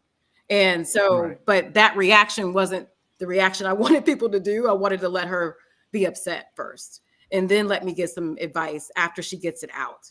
You know what I'm saying? So sometimes you want to say certain things, but it might not be the right time. It might not be the right time, like anything. It could be like with death, you'd be like, well, what happened? And if they're crying, you're like, let me not ask what happened. Let me just let them be upset. Right, right. That's a very simple way to, that is one of the simplest ways to put it. Like, if somebody dies, somebody tells you, oh, my mom just passed away, or my dad, we just lost my dad, last night. What happened? That's not going to go over well. Like that's not going to go over too well. So it's just knowing, you just got to know when to, like, I call it press pause. Like, okay, let me think before I speak. Like, that's what I think emotional intelligence is. And then I think when the guy was talking about, oh, we missed the plane. Like, I just think that men and people and women are like this too. It's masculine energy. It's logic. It's logical. It's just like, okay, we missed the plane. Men are like, and I say men, but women can be this way too. But a lot of men are like, okay, we missed the plane. Let's get into solution mode. It doesn't mean that they don't care and you're not upset. It's just, well, we can't stay and upset. We need to get on another plane because we got to get to this wedding before tomorrow. Right. Yeah. But we don't have time to like sit here and cry and be in our emotions, because that's not going to help right now, because we're in a little bit of a pickle. We're in a crisis and something like that. And I would say this. On the flip side of that same thing, since y'all women are giving us a little breather on that. On the flip side of that, if there is a moment where we as men have the time to pause and cater to that emotion, it does not hurt. Your woman's hurt, you're pissed off, your friend, your whatever, and the immediate thing is, yes, you want to immediately jump in and say, all right, these are the logistics, we're gonna fix. But if you don't take that pause to say, oh, babe, come give me a hug, it's going to be all right, then go into fix mode, I've only learned that in the last year or two of my life, where, oh, man, when she goes off, oh, man, oh, come on, yeah, okay, and then they get it out the way, and then like, all right, now what do we do? You know what I'm saying? But sometimes you need, you need a logical person sometimes to get you. Oh, absolutely. I can't wait to get to the logical part. I'd be thankful when sometimes I'd be like, oh, I'd be so glad someone else be logical. Yeah. Like, I can't listen. I can't wait to get to the logical part. Like, I'm like, yes, moment for me to shine. All this logic I deal with, it's going to make sense. It's going to work now, but I got to go give the hug and ask if you're okay, and that's just knowing how people are, especially if it's someone if it's your mate and you know how they react, then you know how to do that. And then when you're at a job, you got to learn people to know like what works for them. Even Frank, if Frank upset and crying about something like usual or whatnot, I hug him, I hold his hand and say, let's sit down and talk. And he give him a warm embrace. That's he really doing that to you, Frank. Yeah, he really putting you out there like that. So it's necessary. But yeah, sometimes you need but sometimes you need the logical people. I don't think that's a bad quality. I think that's good, especially in emergency situations or urgent situations. You definitely need somebody who's like, wait, okay, stop. We need to do this. It doesn't mean that they don't care. And I think that's what bothers people. Like, oh, they just didn't care. I'm like, well, maybe they were just trying to look at it from a different angle than you were. I think Jamel had some pushback a second ago. What were you disagreeing with a second ago, Jamel? Oh, I was just messing with her because she said sometimes, you know, she might fly off the handles, and I just was messing with her to make her fly off the handles, and then I'll meet him out. Yeah, I get it. No, I think EQ is one of those things that emotional intelligence, again, it has become a buzzword. I like when I love when buzzwords run their course. Me and Frank were talking about this the other day. Y'all remember when everybody was telling everybody they was a sapiosexual about 5 years ago? Everybody on social media was a sapiosexual. All the women needed a genius or some nerd to get them off. And all the men were saying that they needed somebody who was insightful, thoughtful, and deep. Y'all motherfuckers was lying because y'all ain't talking about no sapiosexuals now. Ain't none of y'all was sapiosexuals. Still a sapiosexual, also a demisexual. You listen, you all kind of sexuals over there, Sheffy. So we. Yep, I'm pansexual too. That's right. You know what I'm saying? What'd you say, Frank? Chef about 30 sexuals. Yeah, man, she got all the sexuals. And ain't doing nothing. So yeah, I keep hearing emotional intelligence, and I know Frank, like he was sitting on that one for a good little minute, and I was like, man, I gotta remember to bring that up, and I found those videos on it, and it made really, really good sense. The way he was breaking it down. Before we get into something a little deep, y'all, guess what we got? We got a little bit of game from a passport bro. Now, this ain't making fun of them. This is not making fun of passport bros. However, this passport bro, when I heard what he said, I want to know if they're actually when some of them go abroad, are they actually avoiding the things that they're running from? Because when this brother spoke in this video, I said, damn, that sounds like some women here. And it sounded like he was telling those men to do the same due diligence that we're telling men here to do when it comes to dating and relationships. But I'm gonna let him speak on it, and y'all tell me if y'all heard the same thing. Tip number 6. I know this is something that people are curious about. Dating life here in Thailand. Like, what has been like my experience with like women and whatnot out here. And I'm gonna say this, because I'll give you guys some of my personal experience. And I haven't dated seriously out here, just basically for fun, just casual, like friendships, just very, very casual, just hanging around, stuff like that. Somebody to do stuff with and whatnot. But I haven't been like in any official relationship out here. But with that being said, I have witnessed in my 8 months of being here, guys get straight played by women, get used by women. I'll give you guys like a more recent scenario. Somebody like I was like hanging out with for months. Just like I said, once again, very casual. I eventually found out that they had a whole like fiance. So listen, I'm just saying, like, guys be out here getting played. This is the second time I've been in a situation like this where like a girl I was like hanging with had a fiance. So it's very common out here. A lot of these women are cold-hearted. Like when it comes down to it, like you'll think they like wifey material and whatnot. All along, they'll just be running game. Like these guys will be sending money, paying their bills and everything, and then the girls might tell them, "Oh, I need some money for my family and whatnot." But in reality, they don't like. There might be some girls who actually send it to their family, but a lot of times they just using these men for things because I don't know what it is. But yeah, they just these women will try to drain your bank account. Like I said, I've witnessed it. Hasn't happened to me because I'm not the type of guy who you can just run game over. Like, I spot the game, so you can't run game with me. I'm going to be on the winning end of these situations. So I'm just warning you guys, if you've met a foreign girl or you come out here to Thailand and you're not here no more and she's still your girl, or you think, listen, hey, she might hit you on the phone and be like, oh, I love you, miss you. But there's probably more likely than not another guy in a situation while you're gone and you still sending her money. She probably spending that money on him. I'm just saying, listen, I'm giving y'all insight. I'm giving y'all real game. So don't hate the messenger and the witness. I witnessed it. So like, I'm giving y'all real game. Just don't come here thinking that the first girl you meet, you just going to fall in love with and, she's going to be your wife, whatever. Like I said, just take a little time, vet these girls and If she's always asking for money and things, then like that might be a red flag. Also, if a girl doesn't have like a job, like you don't see her ever go to work, or she doesn't seem to have like a set schedule on anything she does, listen, she probably either has a dude overseas or something, or a sugar daddy or fiance or husband, or she freelances. Now, so if you want to meet a girl who's actually like probably someone who's wifey material, then here's my number one piece of advice. Look for a girl who has a regular job and a regular career. That's going to be your safest bet. Look for a girl who like works at like a bakery or like a hotel or has like a regular career.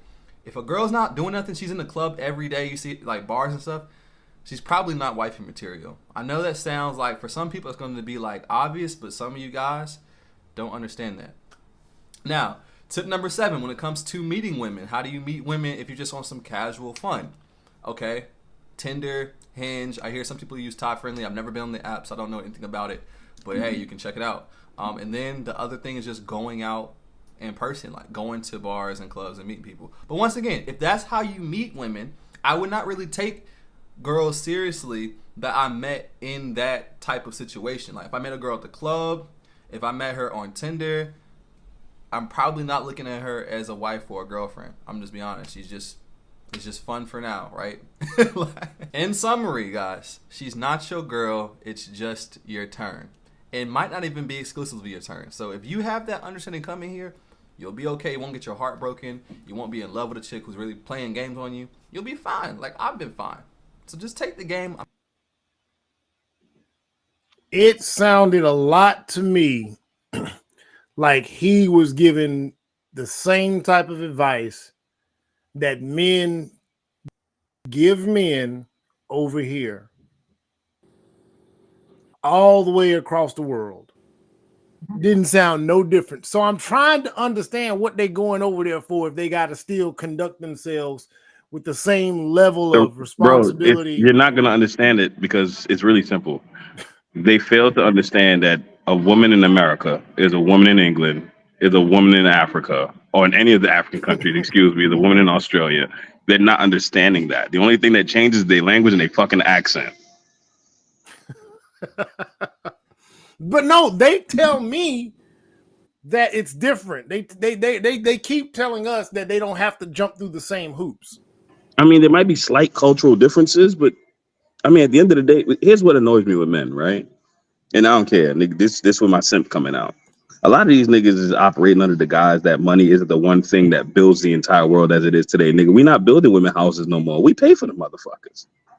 We're not hunting and slaughtering animals anymore, nigga. We go to the supermarket and buy a steak. So if a bitch is asking you for money, it's because she needs it to use it for the reasons that I've just listed moments ago. Oh yeah, this one our money, bro. It doesn't matter where you go. A woman is going to need money because that's how the world runs right now.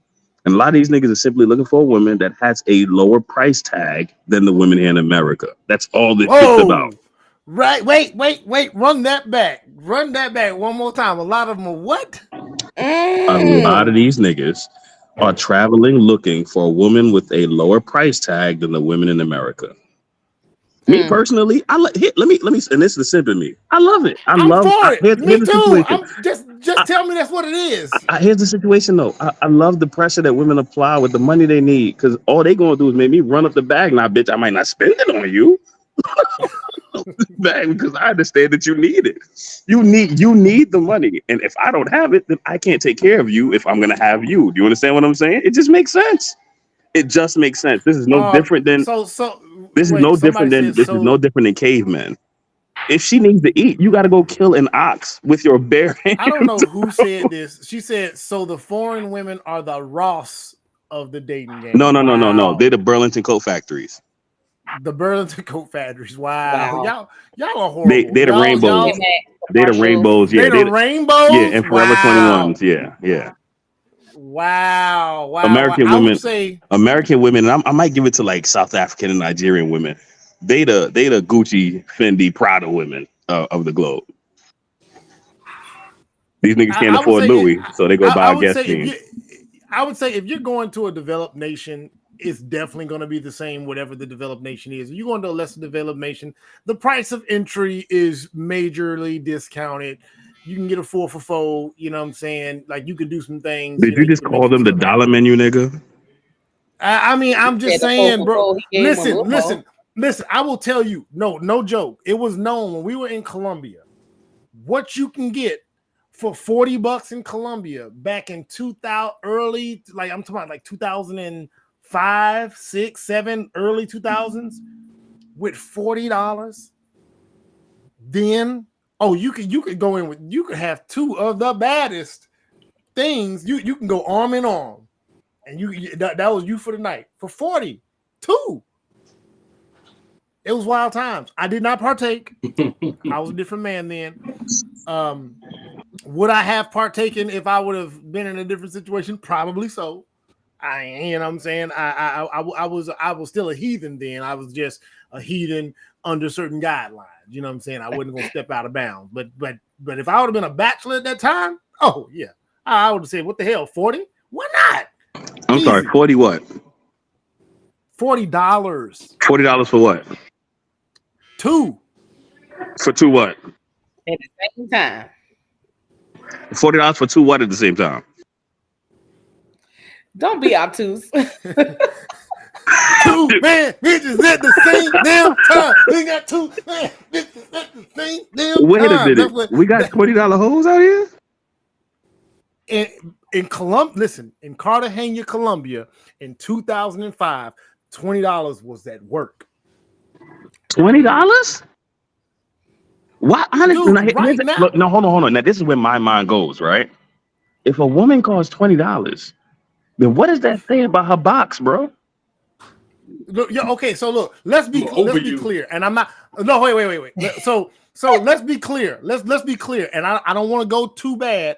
And I'm not trying to make the worst of America feel like the best on the globe. But if you were to take the worst, what I hate to use this term, I ain't trying to do women like this. Man, just say it. Why are you being so politically correct, nigga? We on the best conversations. So, right. Hold on. So if you took what we considered ran through in the United States, let your mind wonder what you consider ran through in the US.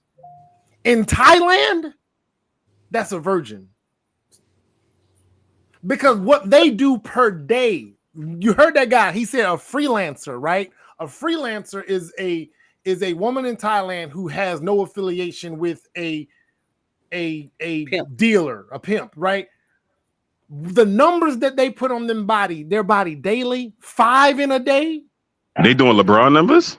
They doing LeBron. Listen, 5 in a day. So five in a day. So imagine if you can do 5 in a day and you doing that however many days you can a month. For however many, bro, the numbers are astronomical. There's there's not a body in the United States of America outside of 1% of women possibly doing 5 in a day under their own volition. That does not exist. That's mortifying for us to even consider. I bet the inside look like a bowl of chitlins.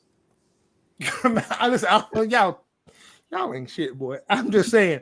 That so what we consider ran through here and the price, I mean, for the price of admission, like one of the guys was explaining, there's short time loving and there's long time loving. Short time loving is right here, right now. This is what you pay for, this is what you get, and she's moving on to the next. Same day, same hour, whatever. Long time loving means you got her for yourself for the day, couple days, however long you can afford her. Nigga, are you talking about this shit like it's a hotel room? No, for real. And so if you get so if you get long time loving, so the term long time loving. So wait, you suck me long time is a real thing. Yeah, yes. Yeah. So listen to it. Let me break it down. Long time loving means she's supposed to be exclusively yours until you can no longer afford her. I got a question. Have you been to Thailand before?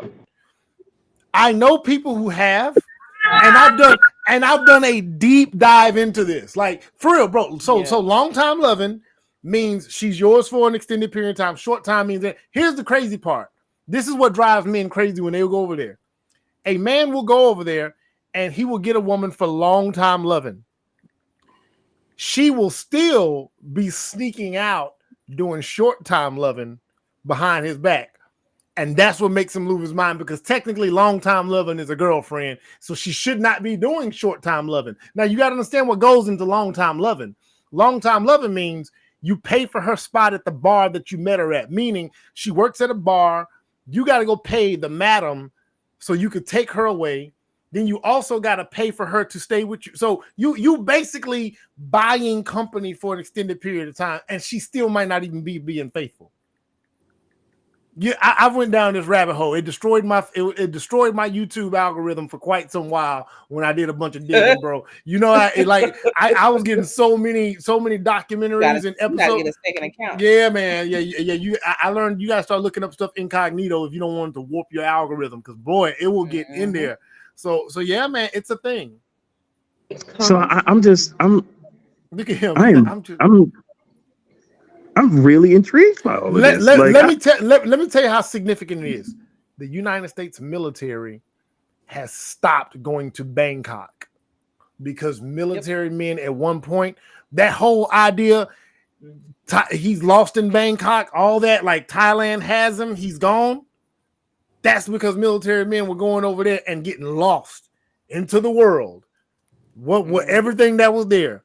Lady boys, ladies, boys, old, young, it's man, and again, the dollar, you got to go look up what the American No. I already know the exchange rate. I already know the exchange rate, man. Yeah, dollar to baht is crazy, man. It's crazy. I'm just really intrigued by all of this, bro. Like, so wait, these niggas is really flying to these foreign countries so they can get pussy for the low, and then this pussy, it's like a ran through Pinto. Is what you trying to tell me? I mean, yep. That's what they say. You telling me they going to foreign countries and bragging about driving a 91 Serato?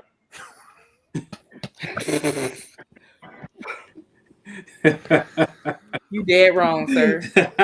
Listen, I had a dude. What was this dude's name? He cussed me out. He told me he wanted to fight me. He posted a video of him and some Dominicans. And I said something about him tricking off. I said, enjoy that tricking, bro. Man, he jumped in my inbox and was ready to fight me. Ready to box. Yeah. He told me he want to meet me somewhere. He said, I know a dude in Atlanta that own a studio. We can get in the ring, and I want to go 8 rounds with you. Like he was real mad. Like that's a little sus, bro. His name was Jonathan. What was that dude's name? Jonathan something. Jonathan, man, I ought to pull it up. I ought to pull up the inbox.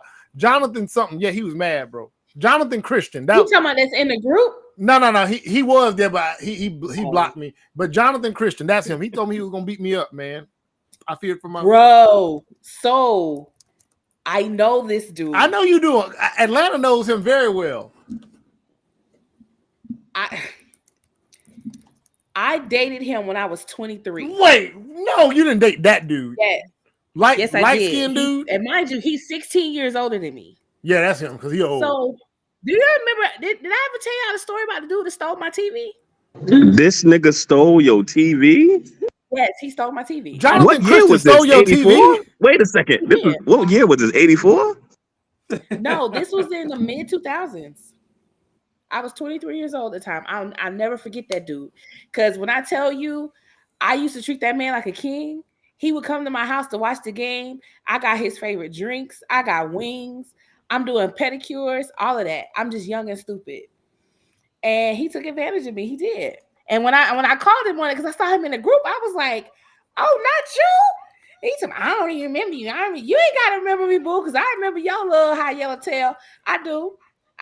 Absolutely. Because I remember what I did when he wouldn't give me my TV back, too. But that's a conversation for another day. We'll move on. For now. Wait, so Jonathan, hold on. So Jonathan, boy, this is a small goddamn world. Yep. I lived off of Peachtree Dunwoody. He used to be in the Navy. I forget the name of the apartments. It wasn't, I forget what they're called now. But it's some townhomes right off of oh my God, what's the road you get? Oh, I can't think of it. It's a quick trip right there on the corner, and then the Home Depot, and then the next road up is where my apartment was. And I lived there. He used to come over my house all the time and watch football on Sundays. And I would have his drink ready, his favorite, because he drank cognac and his beer. And I was a good little young something. He had his daughter, I think it was his daughter's phone, was on my Sprint account. We ain't talking about the same dude. We're not. There's no. Yes, we are. He married a woman. I will named never Toy. forget them because he's in the Navy. I'll never. Yeah, that's him. I'll never forget him. Damn it! Wait a minute. Oh, wait a minute. Boy, it's a small world, boy. And he swear, I remember you, but evidently you pressed. I'm like, no, it was just a really funny time in my life to look back on. And yeah. Jonathan, it was Jonathan J. Cousy Christian. I remember him very well. Man, I'm finna find where he cussed me out, man. He basically told me he was ready to beat me up, though. He was gonna beat me up, man. Yeah, he ain't in the group no more. He left a while back. He's in the conversation. Yeah, I remember that fool. Yeah. Mm-hmm. Let me find, man. Yeah, that was a. But yeah, because that's what drew my attention to him in the group. Because I was like, "Who this old light skinned passport bro?" And I looked at the name. I was like, "Christian." I remember this fool. Oh my god! He asked to borrow my TV for a Super Bowl party, and then refused to give it back. So this nigga Felicia Jew? Huh? That nigga Felicia Jew. He did. So he wouldn't give it back, and he started like he wouldn't talk to me, and he wouldn't get my TV back. So I had all his phone shut off.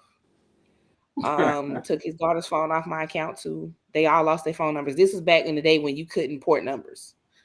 I made for sure because I worked with Sprint at the time.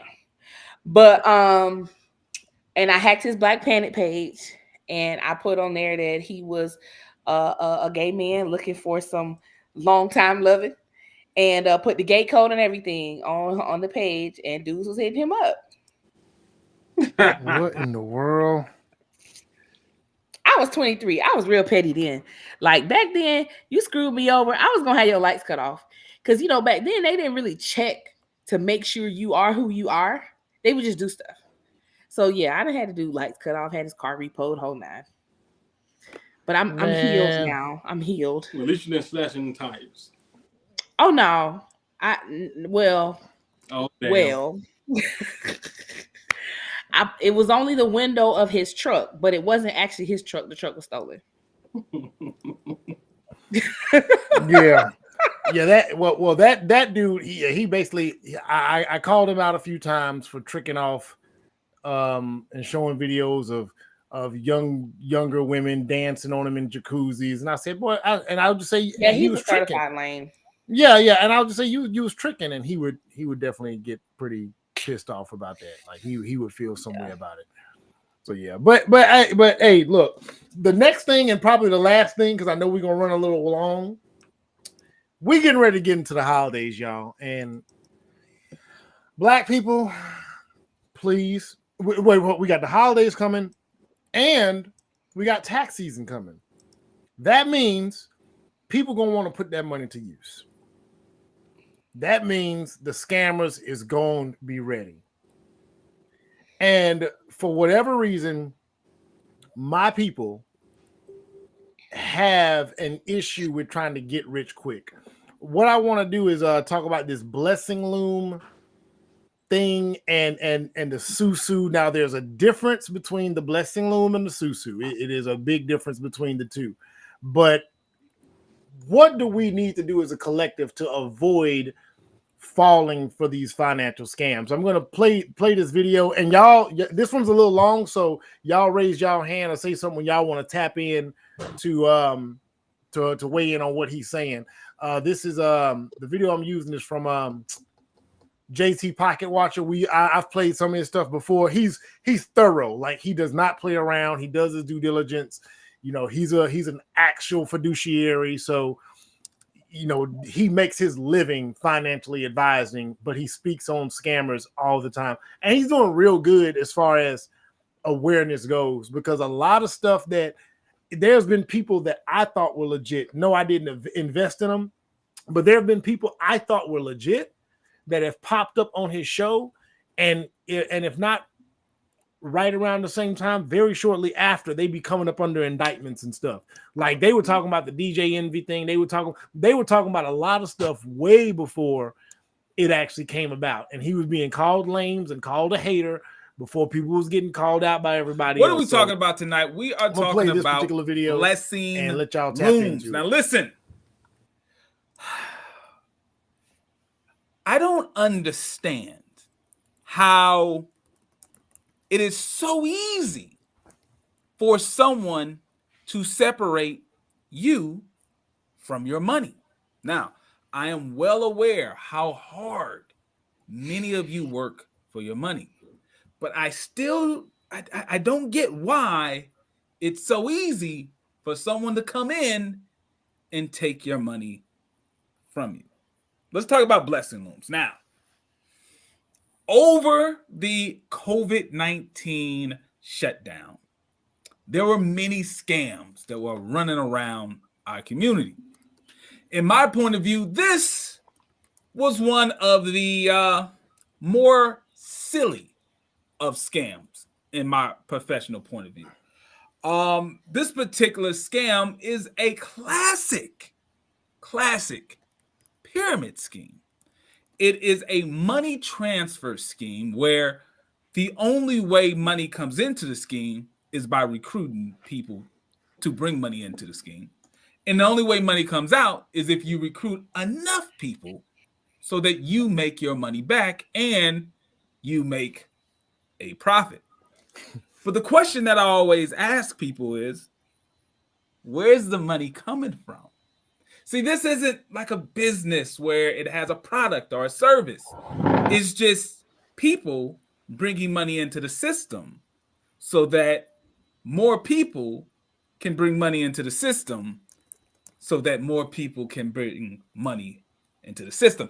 And generally, that is not a good business model. Just to make sure we're all on the same page. That's not a good business model. And I actually did a reaction to this story some time ago. Back in 2021, I did this reaction. Now, don't run over there and go check out that video because honestly, I don't think it's that very good of a video. I think the audio sounds very bad. I'm probably laughing way too much in the video. So let's just focus on this episode right here. I think that's what's most important. Let's focus on this episode. Now, for those of you who are unfamiliar with this particular scam, I'm going to show this video and I'll be right back. Liberty, connections, and collective fear. That is how these former reality TV stars allegedly scammed people across the country out of tens of millions of dollars. Tonight, Marlon and LaShonda Moore of Prosper are being sued by the state of Texas on behalf of victims who say they were exploited because they are black. Meredith Yeomans has the story. Check. This is Marlon Moore starting a Zoom call in December to share information about his company called Bent, or Blessings in No Time. All right. Look at these lashes. I need my lashes done so bad. I did not And this is his wife and business partner, LaShonda. The couple appeared on an own reality show called Family or Fiancé last year. Now they're in the spotlight again. This time as defendants in a lawsuit filed by the Texas Attorney General, accusing them of running an illegal pyramid scheme from their Prosper home to scam tens of millions of dollars from members of the African American community. What was the reason? Rosetta Fleming says she's one of them. Because they wanted to say it's for blacks. It's to build a black community, is what they wanted to say. Fleming is a grandmother and retired teacher in Mississippi. She says she joined Bent after a relative told her about it. And because the Moores made a promise. They promised that they would the Moores give you a refund if you were not satisfied. For an initial fee of about $1,400. The lawsuit says the Moores also promised to, quote, bless and assist needy members of the African American community in the wake of the pandemic by returning over $11,200 in compensation to each participant who recruits other people. They gave us a Bible. It's called a bent Bible. Fleming says it all appealed to her sense of faith and family. And need, because I kept thinking to myself, oh, I need $11,400. I can get out of debt. Fleming says members were organized into playing boards like this one included in a separate lawsuit by the Federal Trade Commission. The goal, she says, was to move up as more people were recruited and eventually get paid. They don't like to call it paid. They want you to say blessed. But Fleming says that never happened. And after spending about $7,000, she and her husband requested refunds. 7 months later, they're still waiting. I was so mad at them that they did all of this and they got this and they took our money. Okay, what everybody wants to know about. Everybody wants. You heard the last name? You see who holding his face over there?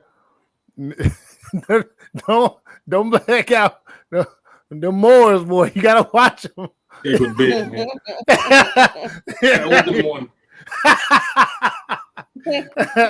I'm gonna finish playing it.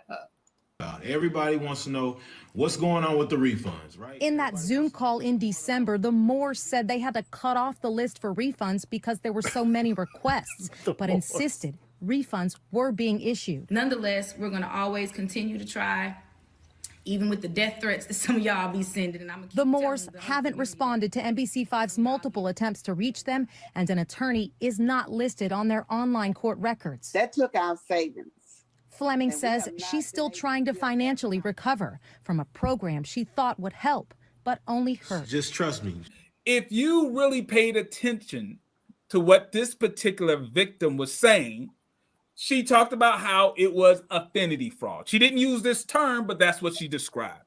It was affinity fraud. They appealed to her Christian nature.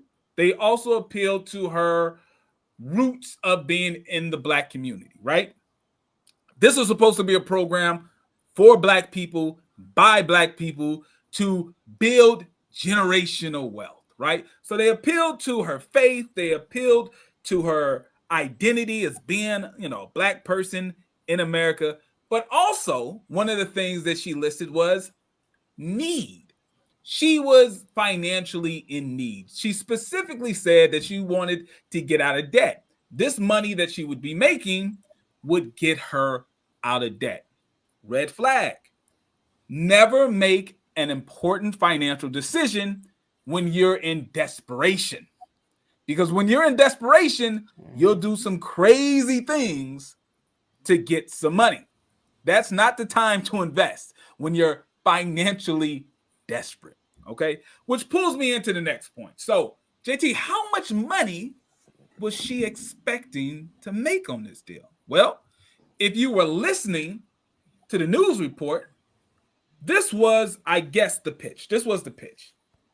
You put in $1,400. It must be a coincidence that $1,400 is the same amount of money that people were getting in that third stimulus payment. So for those of you who may forget, the federal government gave out 3 rounds of stimulus money. The first stimulus payment was $1,200. Second stimulus payment was $600, right? Then the third was $1,400. Lucky for you, the buy-in to this particular pyramid scheme was the same dollar amount as the last stimulus payment. I guess we just got lucky there. So you put in $1,400. What do you get back? $11,200. What are we talking about here? What are we doing? That's an 800% return on your money. It's 800% return on your money. You can't. Now, not only were they guaranteeing the 800%, if you were not satisfied, money back guarantee. If you're unhappy, they'll just give you your money back. No risk whatsoever. Either you make 800% return on your money, or you just say, hey, I want my money back, and they just simply give you the money back. Sounds amazing, but here's the problem with that. Number one, according to the federal government, it says that the Moors allegedly placed themselves and their family members in the winning spots on most of the boards. So yes, people were winning. People were getting to the center of the board. People were getting blessed out. But according to the federal government, it was the Moors themselves and people connected to the Moors that were getting blessed out with the $11,200. Now, here's the callback. How could you get a refund? Let's think about this. Your money goes up the pyramid, right? Your money goes up the pyramid. You get $1,400, it goes up the pyramid. At some point, someone gets blessed out. Apparently, the Moors themselves were the ones that were getting blessed out. Where's the money coming from for your refund? Where's the refund money? You have to recruit new people in so that you can get just think about that for a moment. Let's just think about that. Red flags all around. Now, I want to talk about this story tonight because very recently, November the 8th, apparently, the federal government officially charged them with running a multi-million-dollar pyramid scheme. Multi-million-dollar pyramid scheme. They say over $10 million went through the hands of these individuals. A celebrity DJ and his wife. I have no idea what she does, but clearly she is not qualified to handle this type of money and invest it on your behalf. But here we go. Look at what they're being charged with.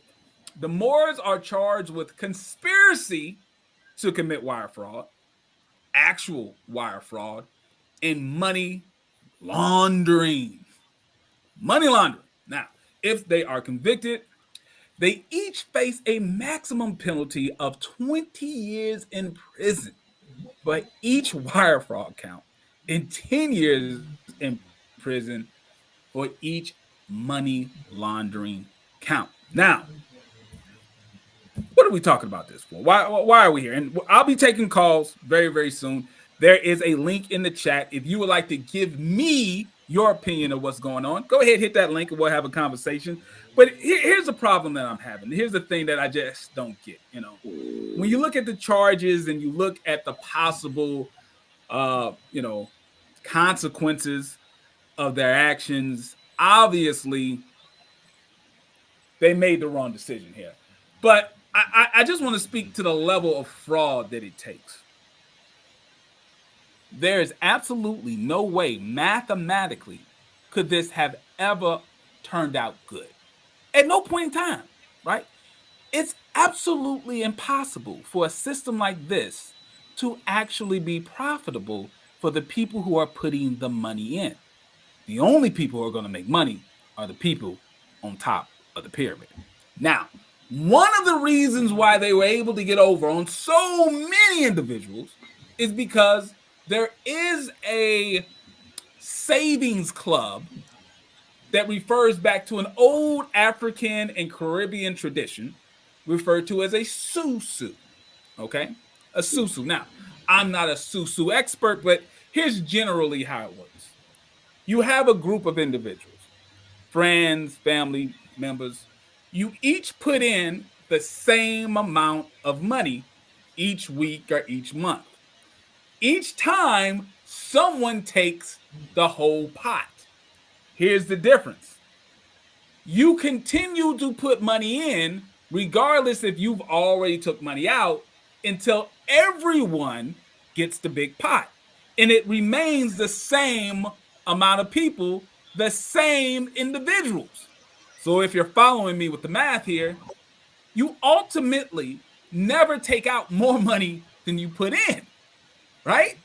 If I put in $50 with everyone else, and I'm the one who gets to take the big pot one day, right? 1 month is my turn, but I continue to put 50 in until everyone else in the group gets the big pot.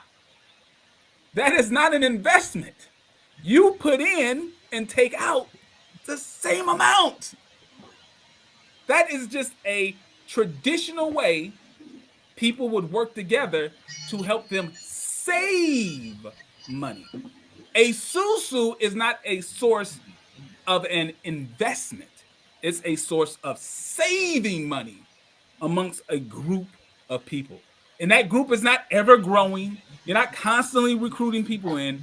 It's a tight-knit, closed group, and it goes completely around in a full circle before anyone stops. That's normally how it works. But because of the financial desperation in our community, and you have to say, clearly, during COVID-19, there was a lot of money in your pockets. You didn't know what to do with it. I got it. But there was no way in any reality would this ever had worked. Never, ever, ever, ever would this have worked. But because of celebrity, because of financial illiteracy, and because of desperation, you have once again an example of Black people taking advantage of Black people, but they're saying they're going to help Black people. At some point, we have to say, listen, I'm all for the culture, right? I'm all for the culture. But if the numbers do not make sense, if you do not have the actual qualifications to do the job you're claiming you're going to do, I'm going to say no.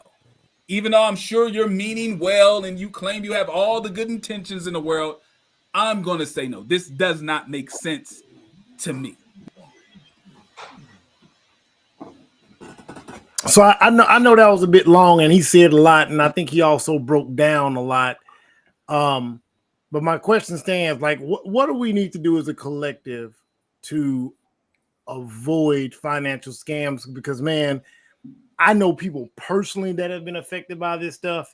I have been that close myself, not even being in need, but you got one person sitting there showing you, look at what I got last month, and I put in 400, and then what stopped me in my tracks was when the person trying to bring me in explained the process, and I said, okay, even if there are people who collected money, which I believe there had to be, how do I know this is going to last long enough for me to collect mine? Because the one thing I knew, I said, if I got to recruit, if you recruit me and I give some money, and then you tell me I got to recruit 3, what that tells me is if I can't recruit 3, then my money's already lost. Yep. So if the other 3 I recruit can't recruit 3, their money's lost. I'm like, so this is built on recruiting, which every human on this planet cannot convince another human on this planet to give something, and then there's some that can't give. What if I'm the only person in my circle that got $400? You know what I'm saying? So when I thought about it like that, just did the math on it. I was living in New Orleans at the time, and it was right around time of COVID and everything else. I was like, yeah, this sounds good. I'll do it if I gotta do it for $5. I'll do it if I gotta do it for 20 and I get back a couple hundred. But you asked me for 400, 500 to get back.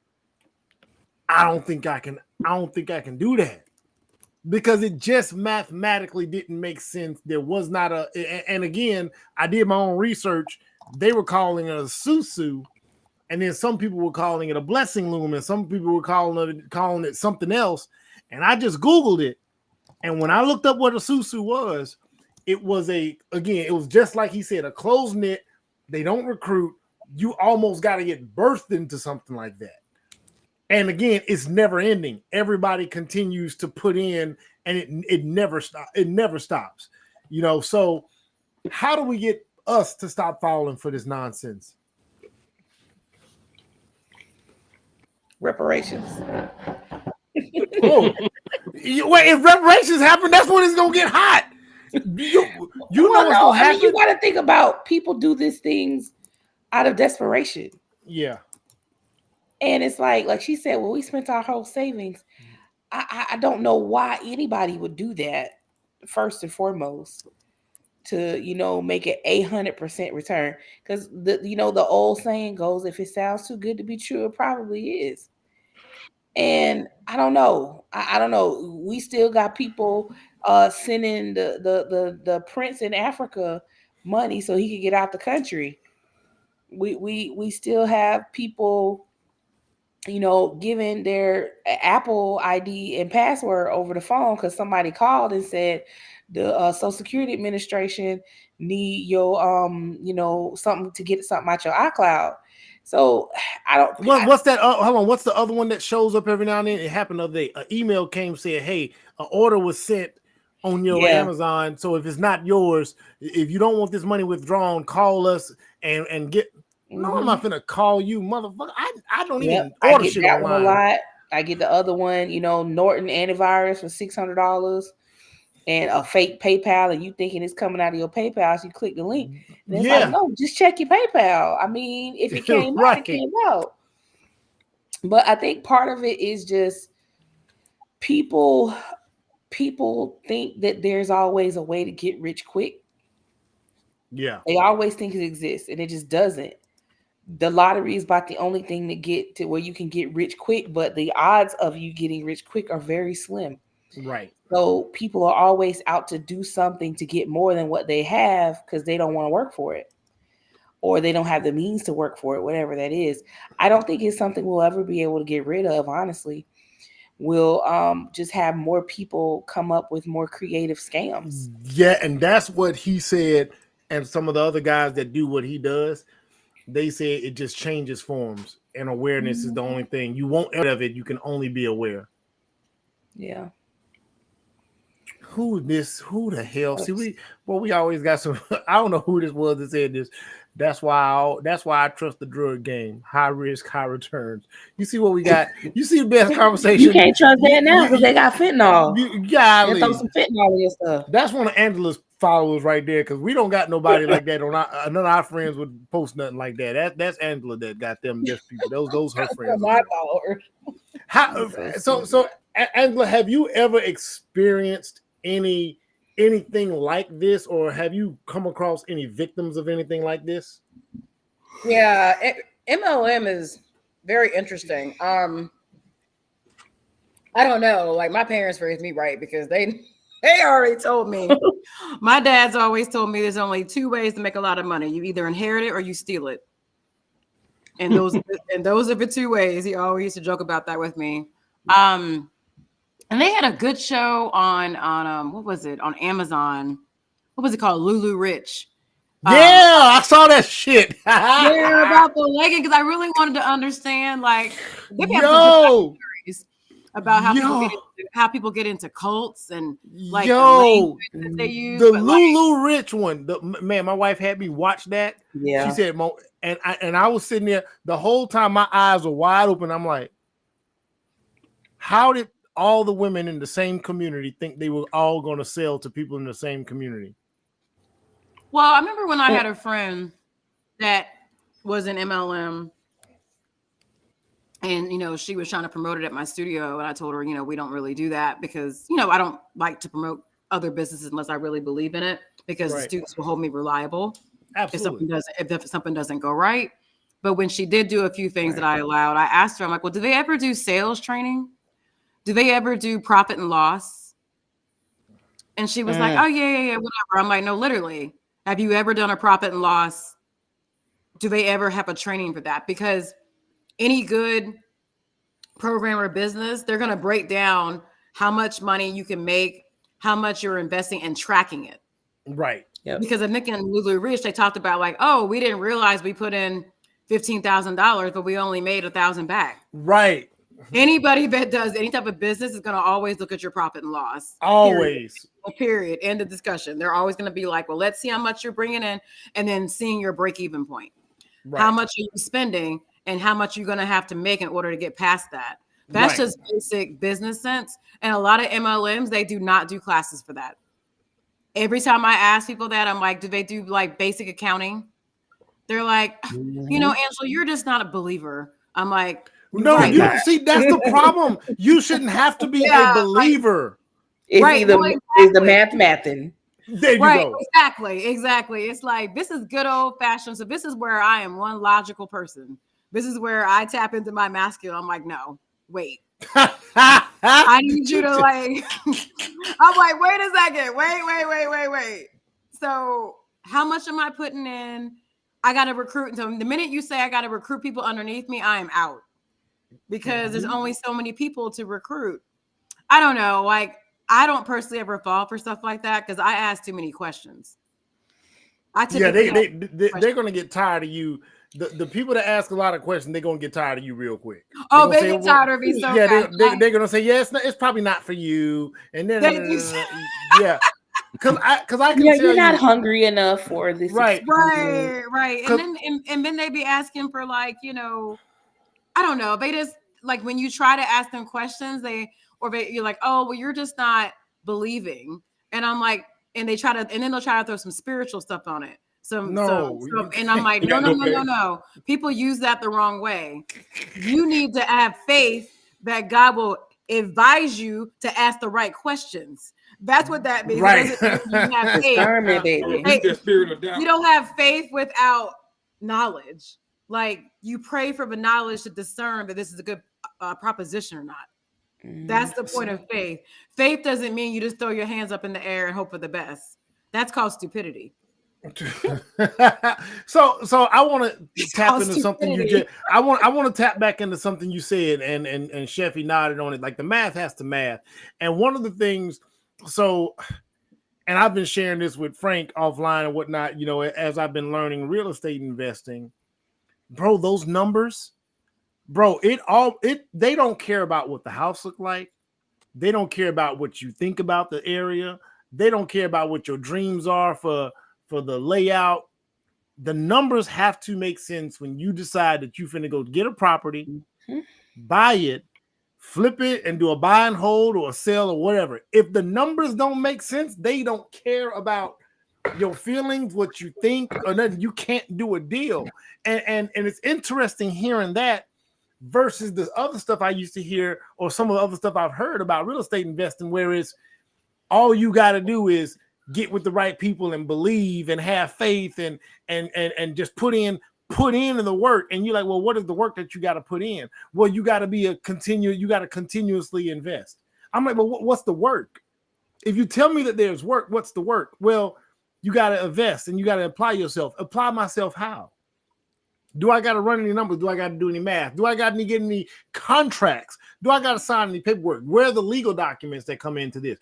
I know there's lawyers involved with property ownership and sales of property. Where are those people at?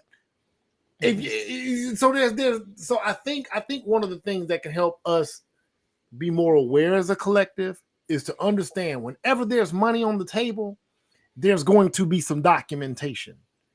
Nobody's going to have you just straight up wire, straight up transfer without no middleman saying, all right, well, you were told that you would get this. This person told you they would give you this. Now y'all can make this exchange. But I think we as a collective, again, we coming up on an election year. The holidays is coming up. Tax season is coming up. You can bet your dollar somebody's gonna reach out to somebody somewhere and say, "Hey, man, I got something for you. You heard of this?" I'm like, "Oh yeah, I heard of that. And I'm already doing it, and it's working out for me. Appreciate it." That's what I Bitcoin, folks, is all in everybody inbox. Yeah, and then also you need to possibly, like, you know, something when someone's bringing anything to me, like, I vet people. So I was like, okay, well, give me 5 to 10 references. There you go. And then that's why I always tell everybody, I'm like, oh, when they're thinking about something, and I'm like, okay, well, just ask them who they work with. Right. Like, and if you can, schedule a Zoom. Make sure they're a real person. Right. And you're actually talking to them. Now people can be like, oh yeah, I'll give you so-and-so phone number. That's like auntie or something like that. So if you just vet people, that can kind of eliminate that as well. I know you've been called the uppity Negro so many times. I will ask some questions. I do not care. I ask all kind of questions because you got to be careful. There are people out here scamming. Yeah. You know, and I do know people who I consider MLM, and I know her, but I'm sorry. Yeah, no, it is. No, I'm sorry if anybody does MLM is on the call or out there listening. I'm just not. I always feel like it's just a scam. Only the people who started the MLM make the money. Right. The people who got in early make are the the money. ones that make the money, but they don't educate. Like, you got to know, but you're not going to make thousands of dollars by only investing 20. Right. That's just not realistic. Ask any type of investor right. how much money they're putting in. They're going to tell you like, oh yeah, I put in 20 grand. I put in 20. I put in 20 I put in 20 grand to make 23. Put it like this: a hard money lender for real estate investors, they can go out. They're hard money lenders. They're private, so they can go outside of the bank. Their return on their investments are maxing out at about 12%. And they are giving up, and that's the high end of hard money lending. The low end is like 7 or 8, like 8. Is the low end is like 8 or 9 or 8 because they make sure they're about a percentage above what the maximum the banks can do because they're dealing with cash. Those men, those women, those groups, they're not giving away $100 to do that. They're not giving away $1,000. They start off minimally at like 20 or 30. That's what they're investing to you. And then you gotta have a percentage of that. Like, but to make it make sense, we're talking about just a 10% gain. Mm-hmm. These ones getting 800% returns, 200% returns, 500% returns. No, man, listen, it doesn't happen. If that was the case, everybody would be doing it. So because nobody can guarantee you that ever. Somebody's always gonna lose. I mean, sometimes you got to network with people, the right people. Like find the right networks that people that actually invest, like stockbrokers and people who actually do this for a living. Like, start hanging around them and their events, and they'll be happy to talk to you about it. Right. You want to invest and get around where you can ask questions. Right. That's the thing. Like people, because like when they resist your questions and they start going into like illogical thinking, like, just have faith, then you should be running.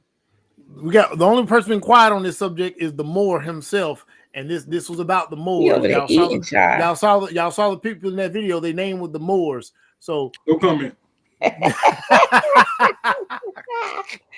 Have you ever invested in one of them? Hell no. It's hard to get money out of me. It is. It is. If he don't know you. Yeah, boy. That boy tight fisted. He ain't just coming up off no money. I mean, but it's really hard though now, because even with Facebook, there's so many people who advertise now, and that's not really vetted. Yeah. People's like, you really got to be careful now with everything. Now everybody's like, I find that people are even more skeptical now because they're like, well, what are you doing? You saw it on Facebook. Are we gonna get it? Does this thing really take your mascara off in 5 seconds? Like, now it's like, you know what I'm talking about, Shucky. They got all these little fun little things now. You'd be like, does that press my hair out like that? Can it do that for my hair tight? Like, it's all kind of things that people get scammed over. Like, it's not even just like MLMs. It could just be anything. Yeah. It could be anything that's gonna give a person a shortcut is what you can scam somebody with. Anything. And that's how people should know it's a scam. If it's a shortcut. It's a shortcut. Like, I just got scammed recently, like today. You? How?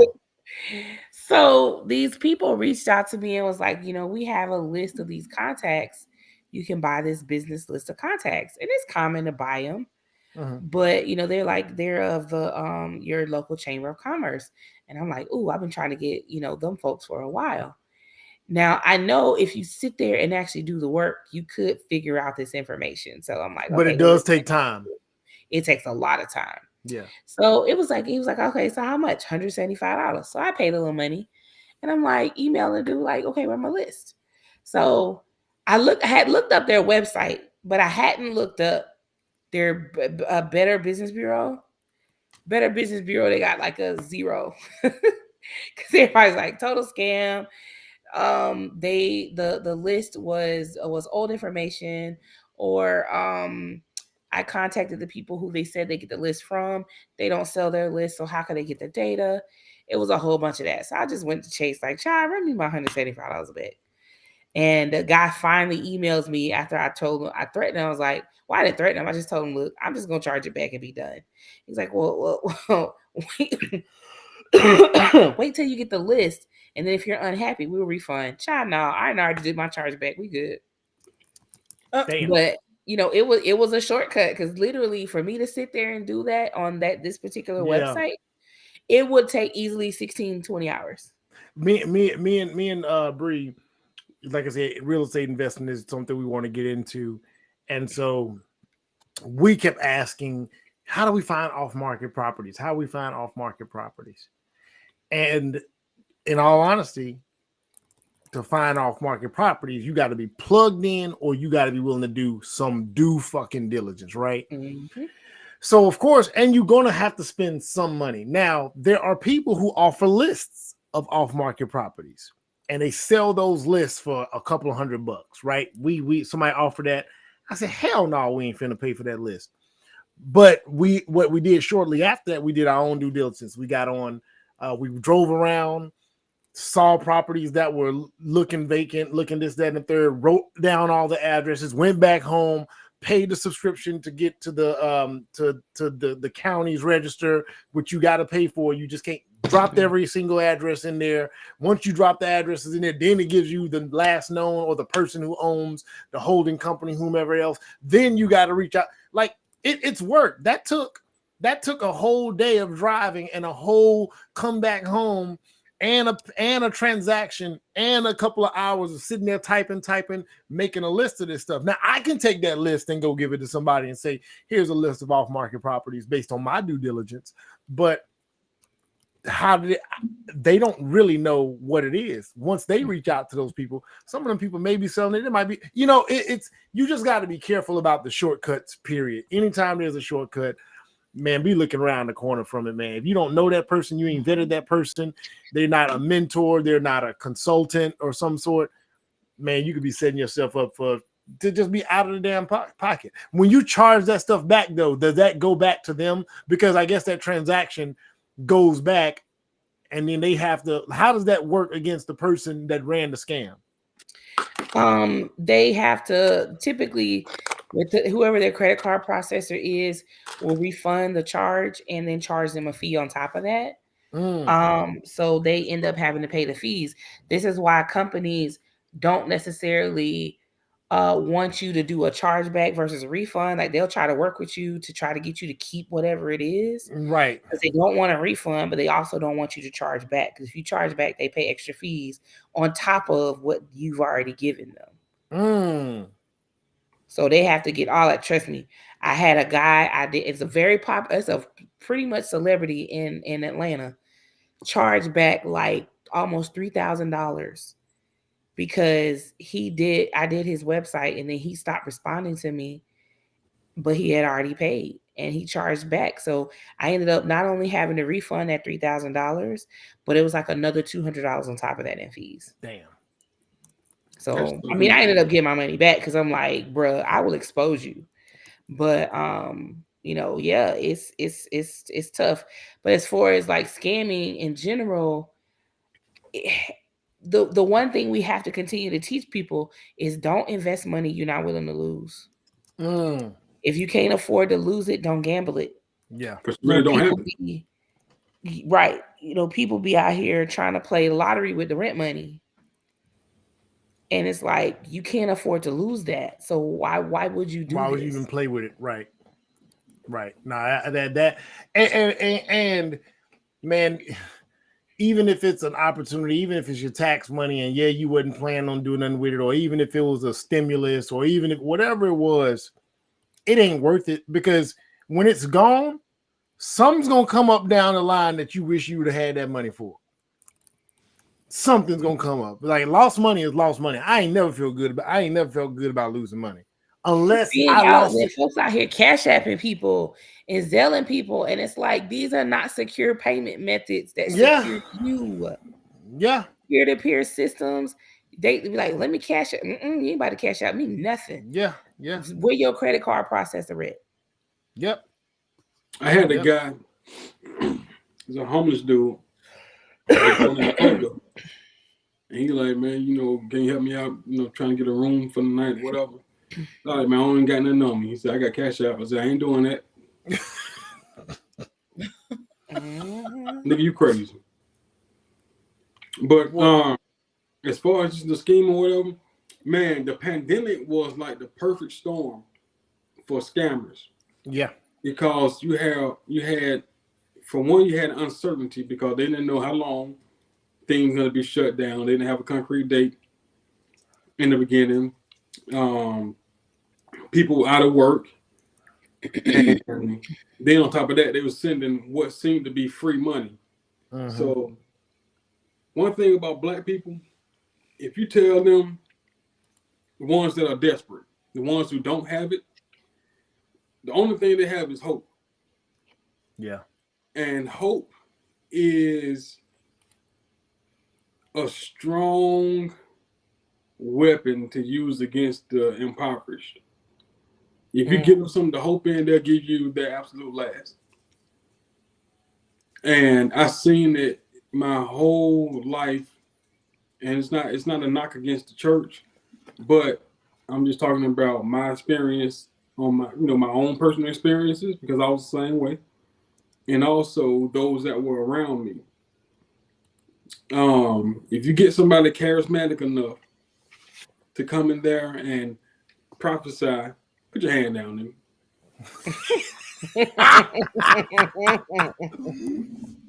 And you get him in there to prophesy, and he got the whole church rocking. and so now he done convinced you that he's really that he's really sent from God. They're gonna believe every word that come out of his mouth. Yeah. And if that prayer is emotional and he started to decree and declare financial breakthroughs and supernatural debt cancellations and all that stuff, and the only thing you got to do to receive it is sow a little bit. When I tell you, wait, hey, hold on, time out. Back up 2 phrases ago. Before you said supernatural debt consolidation, what did you say before cancellation. That? What else did you say? You said something else. Financial breakthrough. Okay. Unexpected checks in the mail. Yeah, I've heard that one. I heard that. I just go to the mailbox. A spirit just told me, just go to the mailbox. And I went to the mailbox. And it was a check out there for $2,000. He was lying. What the hell lie? Ain't never in my life. Okay. So I at one time I was at a conference and dude was like, so $100. I ain't have $100. I said, Orlando, I don't got $100. He like, man, hey, I got it. And I was like, man, yeah, I'm gonna get back to you. So both of our dumb buzz went to the ATM machine that was outside the ballroom. He took out $200, gave me one, kept one. We both ran down there. Threw that $100 at that damn snake feet. Like some idiots. I borrowed $100. I was so down bad. I borrowed $100 to give it away. So when you desperate and somebody standing above you is speaking down to you. Oh so man, it's imagery, it's emotion, right? It's bad theology, and that plagues the black community. Yeah. So. That little board, that's why that board was arranged the way it was. And that's why they used the language that they used. Right. Because if you say if you replace payout with a blessing, you attract a whole different group. Yeah. And church people are, the black church is one of the most impoverished meeting ground for black people. Yeah. So when you use the language of the black that's commonly spoken in the black church to a black Christian, where I sign up at? You got people praying over these boys and all this stuff, and so I done heard that too. God damn. So I literally heard it, but that's a different story. So man, that was I caught wind of all this. So that's why when you brought it up, I was just like, that damn familiar. Yeah. And I came across this. Yeah. During the time of the pandemic. And so I looked it up. I Googled it and started reading. I was like, God damn. Around that time too, God damn. Yeah. That's when it was popping, boy. It was jumping too. But how can we stop it? You can't. It's a fool born every day. Yeah. You soon be departed from his money. Yeah. You definitely there's no stopping it. There's just being aware and being more aware. And then I would say with your young ones, we got kids going into them teenage years, money earning years, college years. They're gonna be down hard, and somebody gonna be trying to tell them, hey, just give me this, invest in this, put this on this, and we can get you back this. You just gotta just randomly say, hey, the money don't fall out the sky like that. Money just don't fall out the sky like that. So, man, that is hilarious, man. I wish you would have told me that story about you and Marlando going to get that money out of that ATM and run that. Now, I want to take us out in particular. There was something we was on the phone the other day, Frank, and you were saying something about a story you was gonna tell. Oh, I know what the story he was gonna tell. Oh shit, this is a good one. It's very embarrassing. There was a time where his car caught on fire. His car caught on fire. I was in that same car with him. We have never told this story. And so I'm going to let him lead it off, because if I tell the story, I'm going to make myself seem like a hero.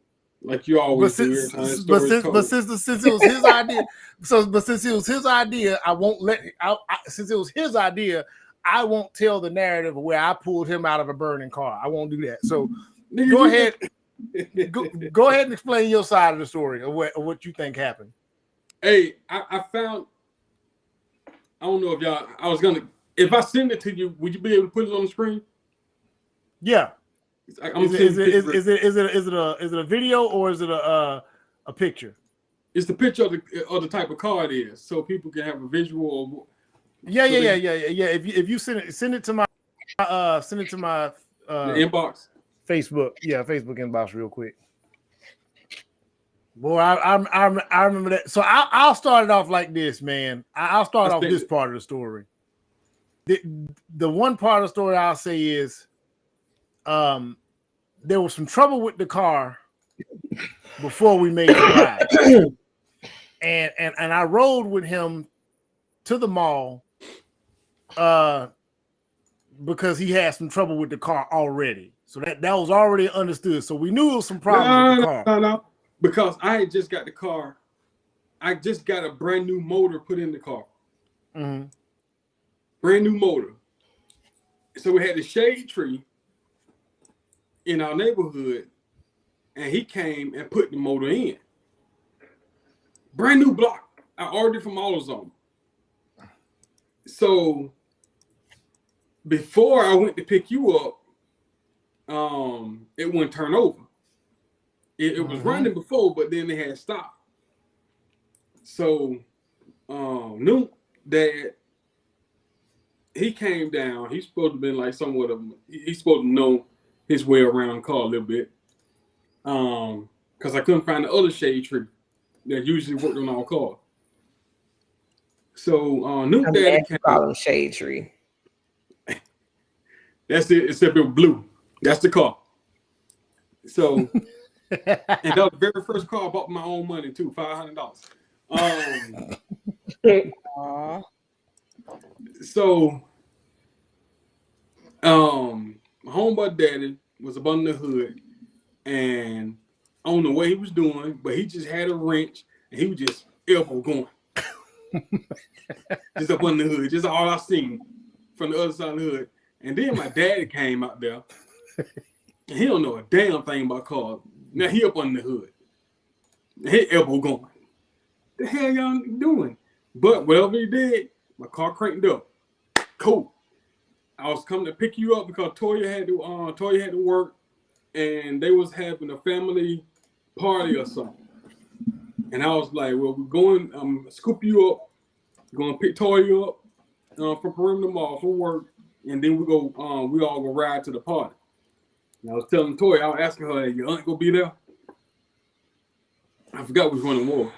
But I had seen her before. She was a grown woman too, boy, good and grown. But so we you can take over when you want to, but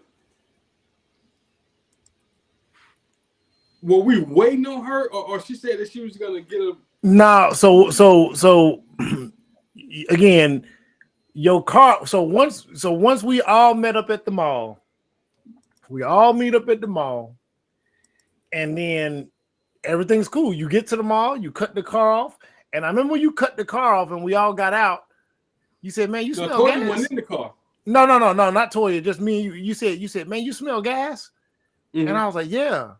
And he's like, "Yeah, man, I smell gas, man. Maybe I got a leak or something." I said, I don't know. So we went in the mall, did our moving and grooving, came back out the mall, and once again, you went to crank up the car, and the car wouldn't crank. It was just, and I'm like, damn, man. Yeah, I'm like, man, this man car won't crank.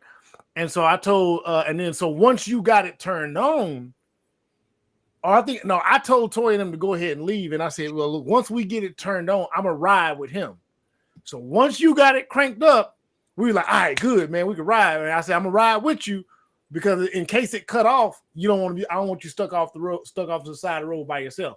So I hopped my ass in the passenger side and we sitting there. And that's when the devil came to get me, boy. That's when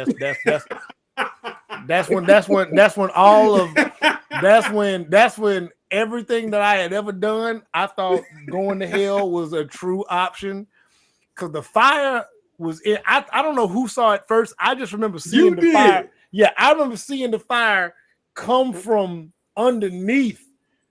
And I was like, and I jumped up. I said, God, bro, hey man, where is fire coming from? And so I jumped up. And wait a minute. Go ahead. You so I was like zoned out because I didn't see it. I just heard this nigga scream. Hey, no, wait. First of all, I yelled. There's a difference between yelling and screaming. No, I yelled. I said, ah. A scream is like, ah. No, I'm a man. I'm like, you know what I'm saying? No, I'm like, oh, fire. And then you know what I'm saying?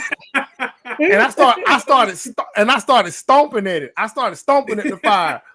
So I'm looking at the blaze. I'm talking about it was a blaze. Yeah. On this nigga's side of the window. And I'm looking at it like that's why I understood like in a movie. When an object or something heavy is coming towards somebody and they stuck and you want a nigga move, why don't you move? I understand that. I couldn't move. I was just looking at it like in amazement, like this car's on fire. So this nigga was crawling over my lap to get out on my side while I'm still looking at the fire. And so it finally clicked to me like, nigga, get out the car. It could blow up. So so we got out the car, and you can go ahead and embellish your. That's not what happened. See, so look, he was stuck like a deer in headlights. I kicked the passenger door off the hinges. I kicked it. I don't know how I got. So I kicked the door open. I ran around to his side. I ran around to his side, and the door was stuck. So I bust the window open, elbow busted open. I pulled him out. Why would my door be stuck? I don't know. Your ragged ass car. You said you bought it for $500. I pulled him out of the car, and by then he was passed out. So I'm like, damn, you know what I'm saying? Wow. This nigga passed out. I said, and the car is on fire. So I made sure I got to drag him further away from the car. I said, man, this thing passed out. I ain't even give him mouth to mouth, man. I ain't even give him mouth to mouth. So I just laid over him and I just started hitting him in his chest, just hitting him in his chest. And then by the time he wake up, he realized he come to, and he look over and the car is on fire.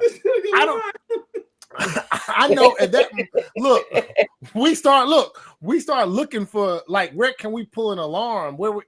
And what I remember distinctly, there was no sprinkler system, like nothing, and this car started burning from the front. And by the time we was really fully aware, and I mean, as if we weren't, the inside was still burning. So we're talking about a full-on blaze, right? Man. There was no sprinkler system in that garage. That was the oddest part to me, because it's like, I'm trying to think, in garages, a sprinkler system, I don't know. I just remember thinking, why ain't no sprinkler system? I can't remember whether or not, I don't think there was no fire extinguisher anywhere, anything like that. You grabbed it. Oh, I did. Yeah, I did, man. I was a motherfucking hero that day. I did, because I ran over there and crashed that out, and then I came over there, and I remember, you're right. Because I jumped on top of the car to go and try to get it out. So I'm trying to put everything out, because I'm trying to save this nigga car. And I'm trying to put out the damn thing, but I sprayed all of it. Like, first of all, it's a fuel fire, so ain't nothing that extinguisher was gonna do. So, man, once the extinguisher was out, that car, it seemed like a long time, but it actually wasn't. That car burned from front to back. Man, dude, I remember we heard when those tires, it never exploded, but we heard when the tires like popped on it, the way it was damn burned, boom, and it just dropped on one side. Man, that car burned from end to end and basically started smoking out before anybody showed up to pull that bad boy out. I think you said you had to pay some sort of, did you have to pay, your insurance had to pay some sort of damages for that? Yeah, it was a white guy had bought his wife a brand new BMW. It still had the paper tag on it, and it was parked right next to me. Damn. Oh, damn. So the whole passenger side of that car was just melted. Damn. So after the fire department got the blaze out, after they put the blaze out, dude was standing on one end of the parking lot. I'm standing on the other, and Toya didn't leave. She didn't. Yeah, she hadn't already left yet. Yeah. So she told me, she was like, "Go say something to him." I said, "What am I saying, this nigga? I just burned his new car down." So she like, "Go and apologize or something." So I walked over there, shook the man's hand, showed some empathy and was real apologetic and all that. And he like, "Don't worry about it, man. That's what we got insurance for." So in true white man fashion, a couple of days after, people from the claims department from the insurance company came to my grandma's house. So they said dude told them that he had saw me pulling into the parking deck, and the car was smoking while we were pulling into the parking deck. So my car went down smoking? Nah, that definitely wasn't the case. So he was trying to get more money out of the insurance company. Yeah. Which I've already, admitted to, my car burned down, and I'm liable. So I don't know exactly what him lying about, the line on the claim. I don't know what he thought it was going to do extra. It's right. Like, I wasn't on trial. I already admitted that, it's in my car burned up. So yeah. He wasn't trying to get more money out of you. He was trying to get it out of the insurance company. Yeah. Yeah. Like trying to find some extra negligence. Mm-hmm. Like why? What's the boy motherfucker be trying to get over? Yeah. But yeah, the reason why I took my 16-year-old to Perimeter Mall and I had to park in the deck. And so when I was parking through the deck, when I was walking through the deck, I recorded it so my will can see it, because I know it's been years since he been up under that deck. And so while I was walking through the deck, that was the first thing I thought about.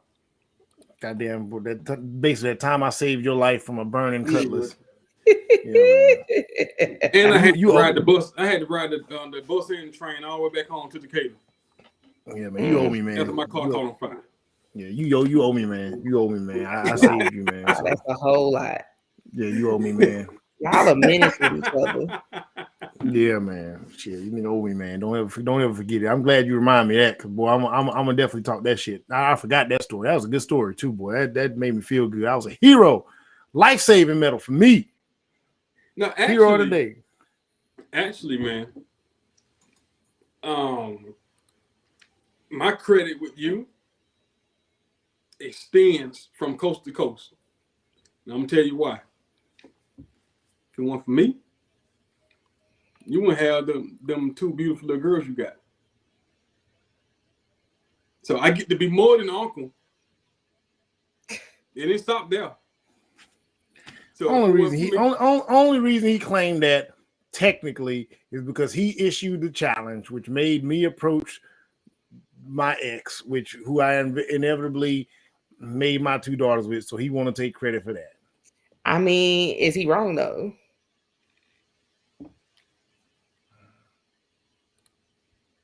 In a roundabout way, he had something to do with it, because I didn't even like light skins, so there was no chance I was gonna walk up on my own. Exactly.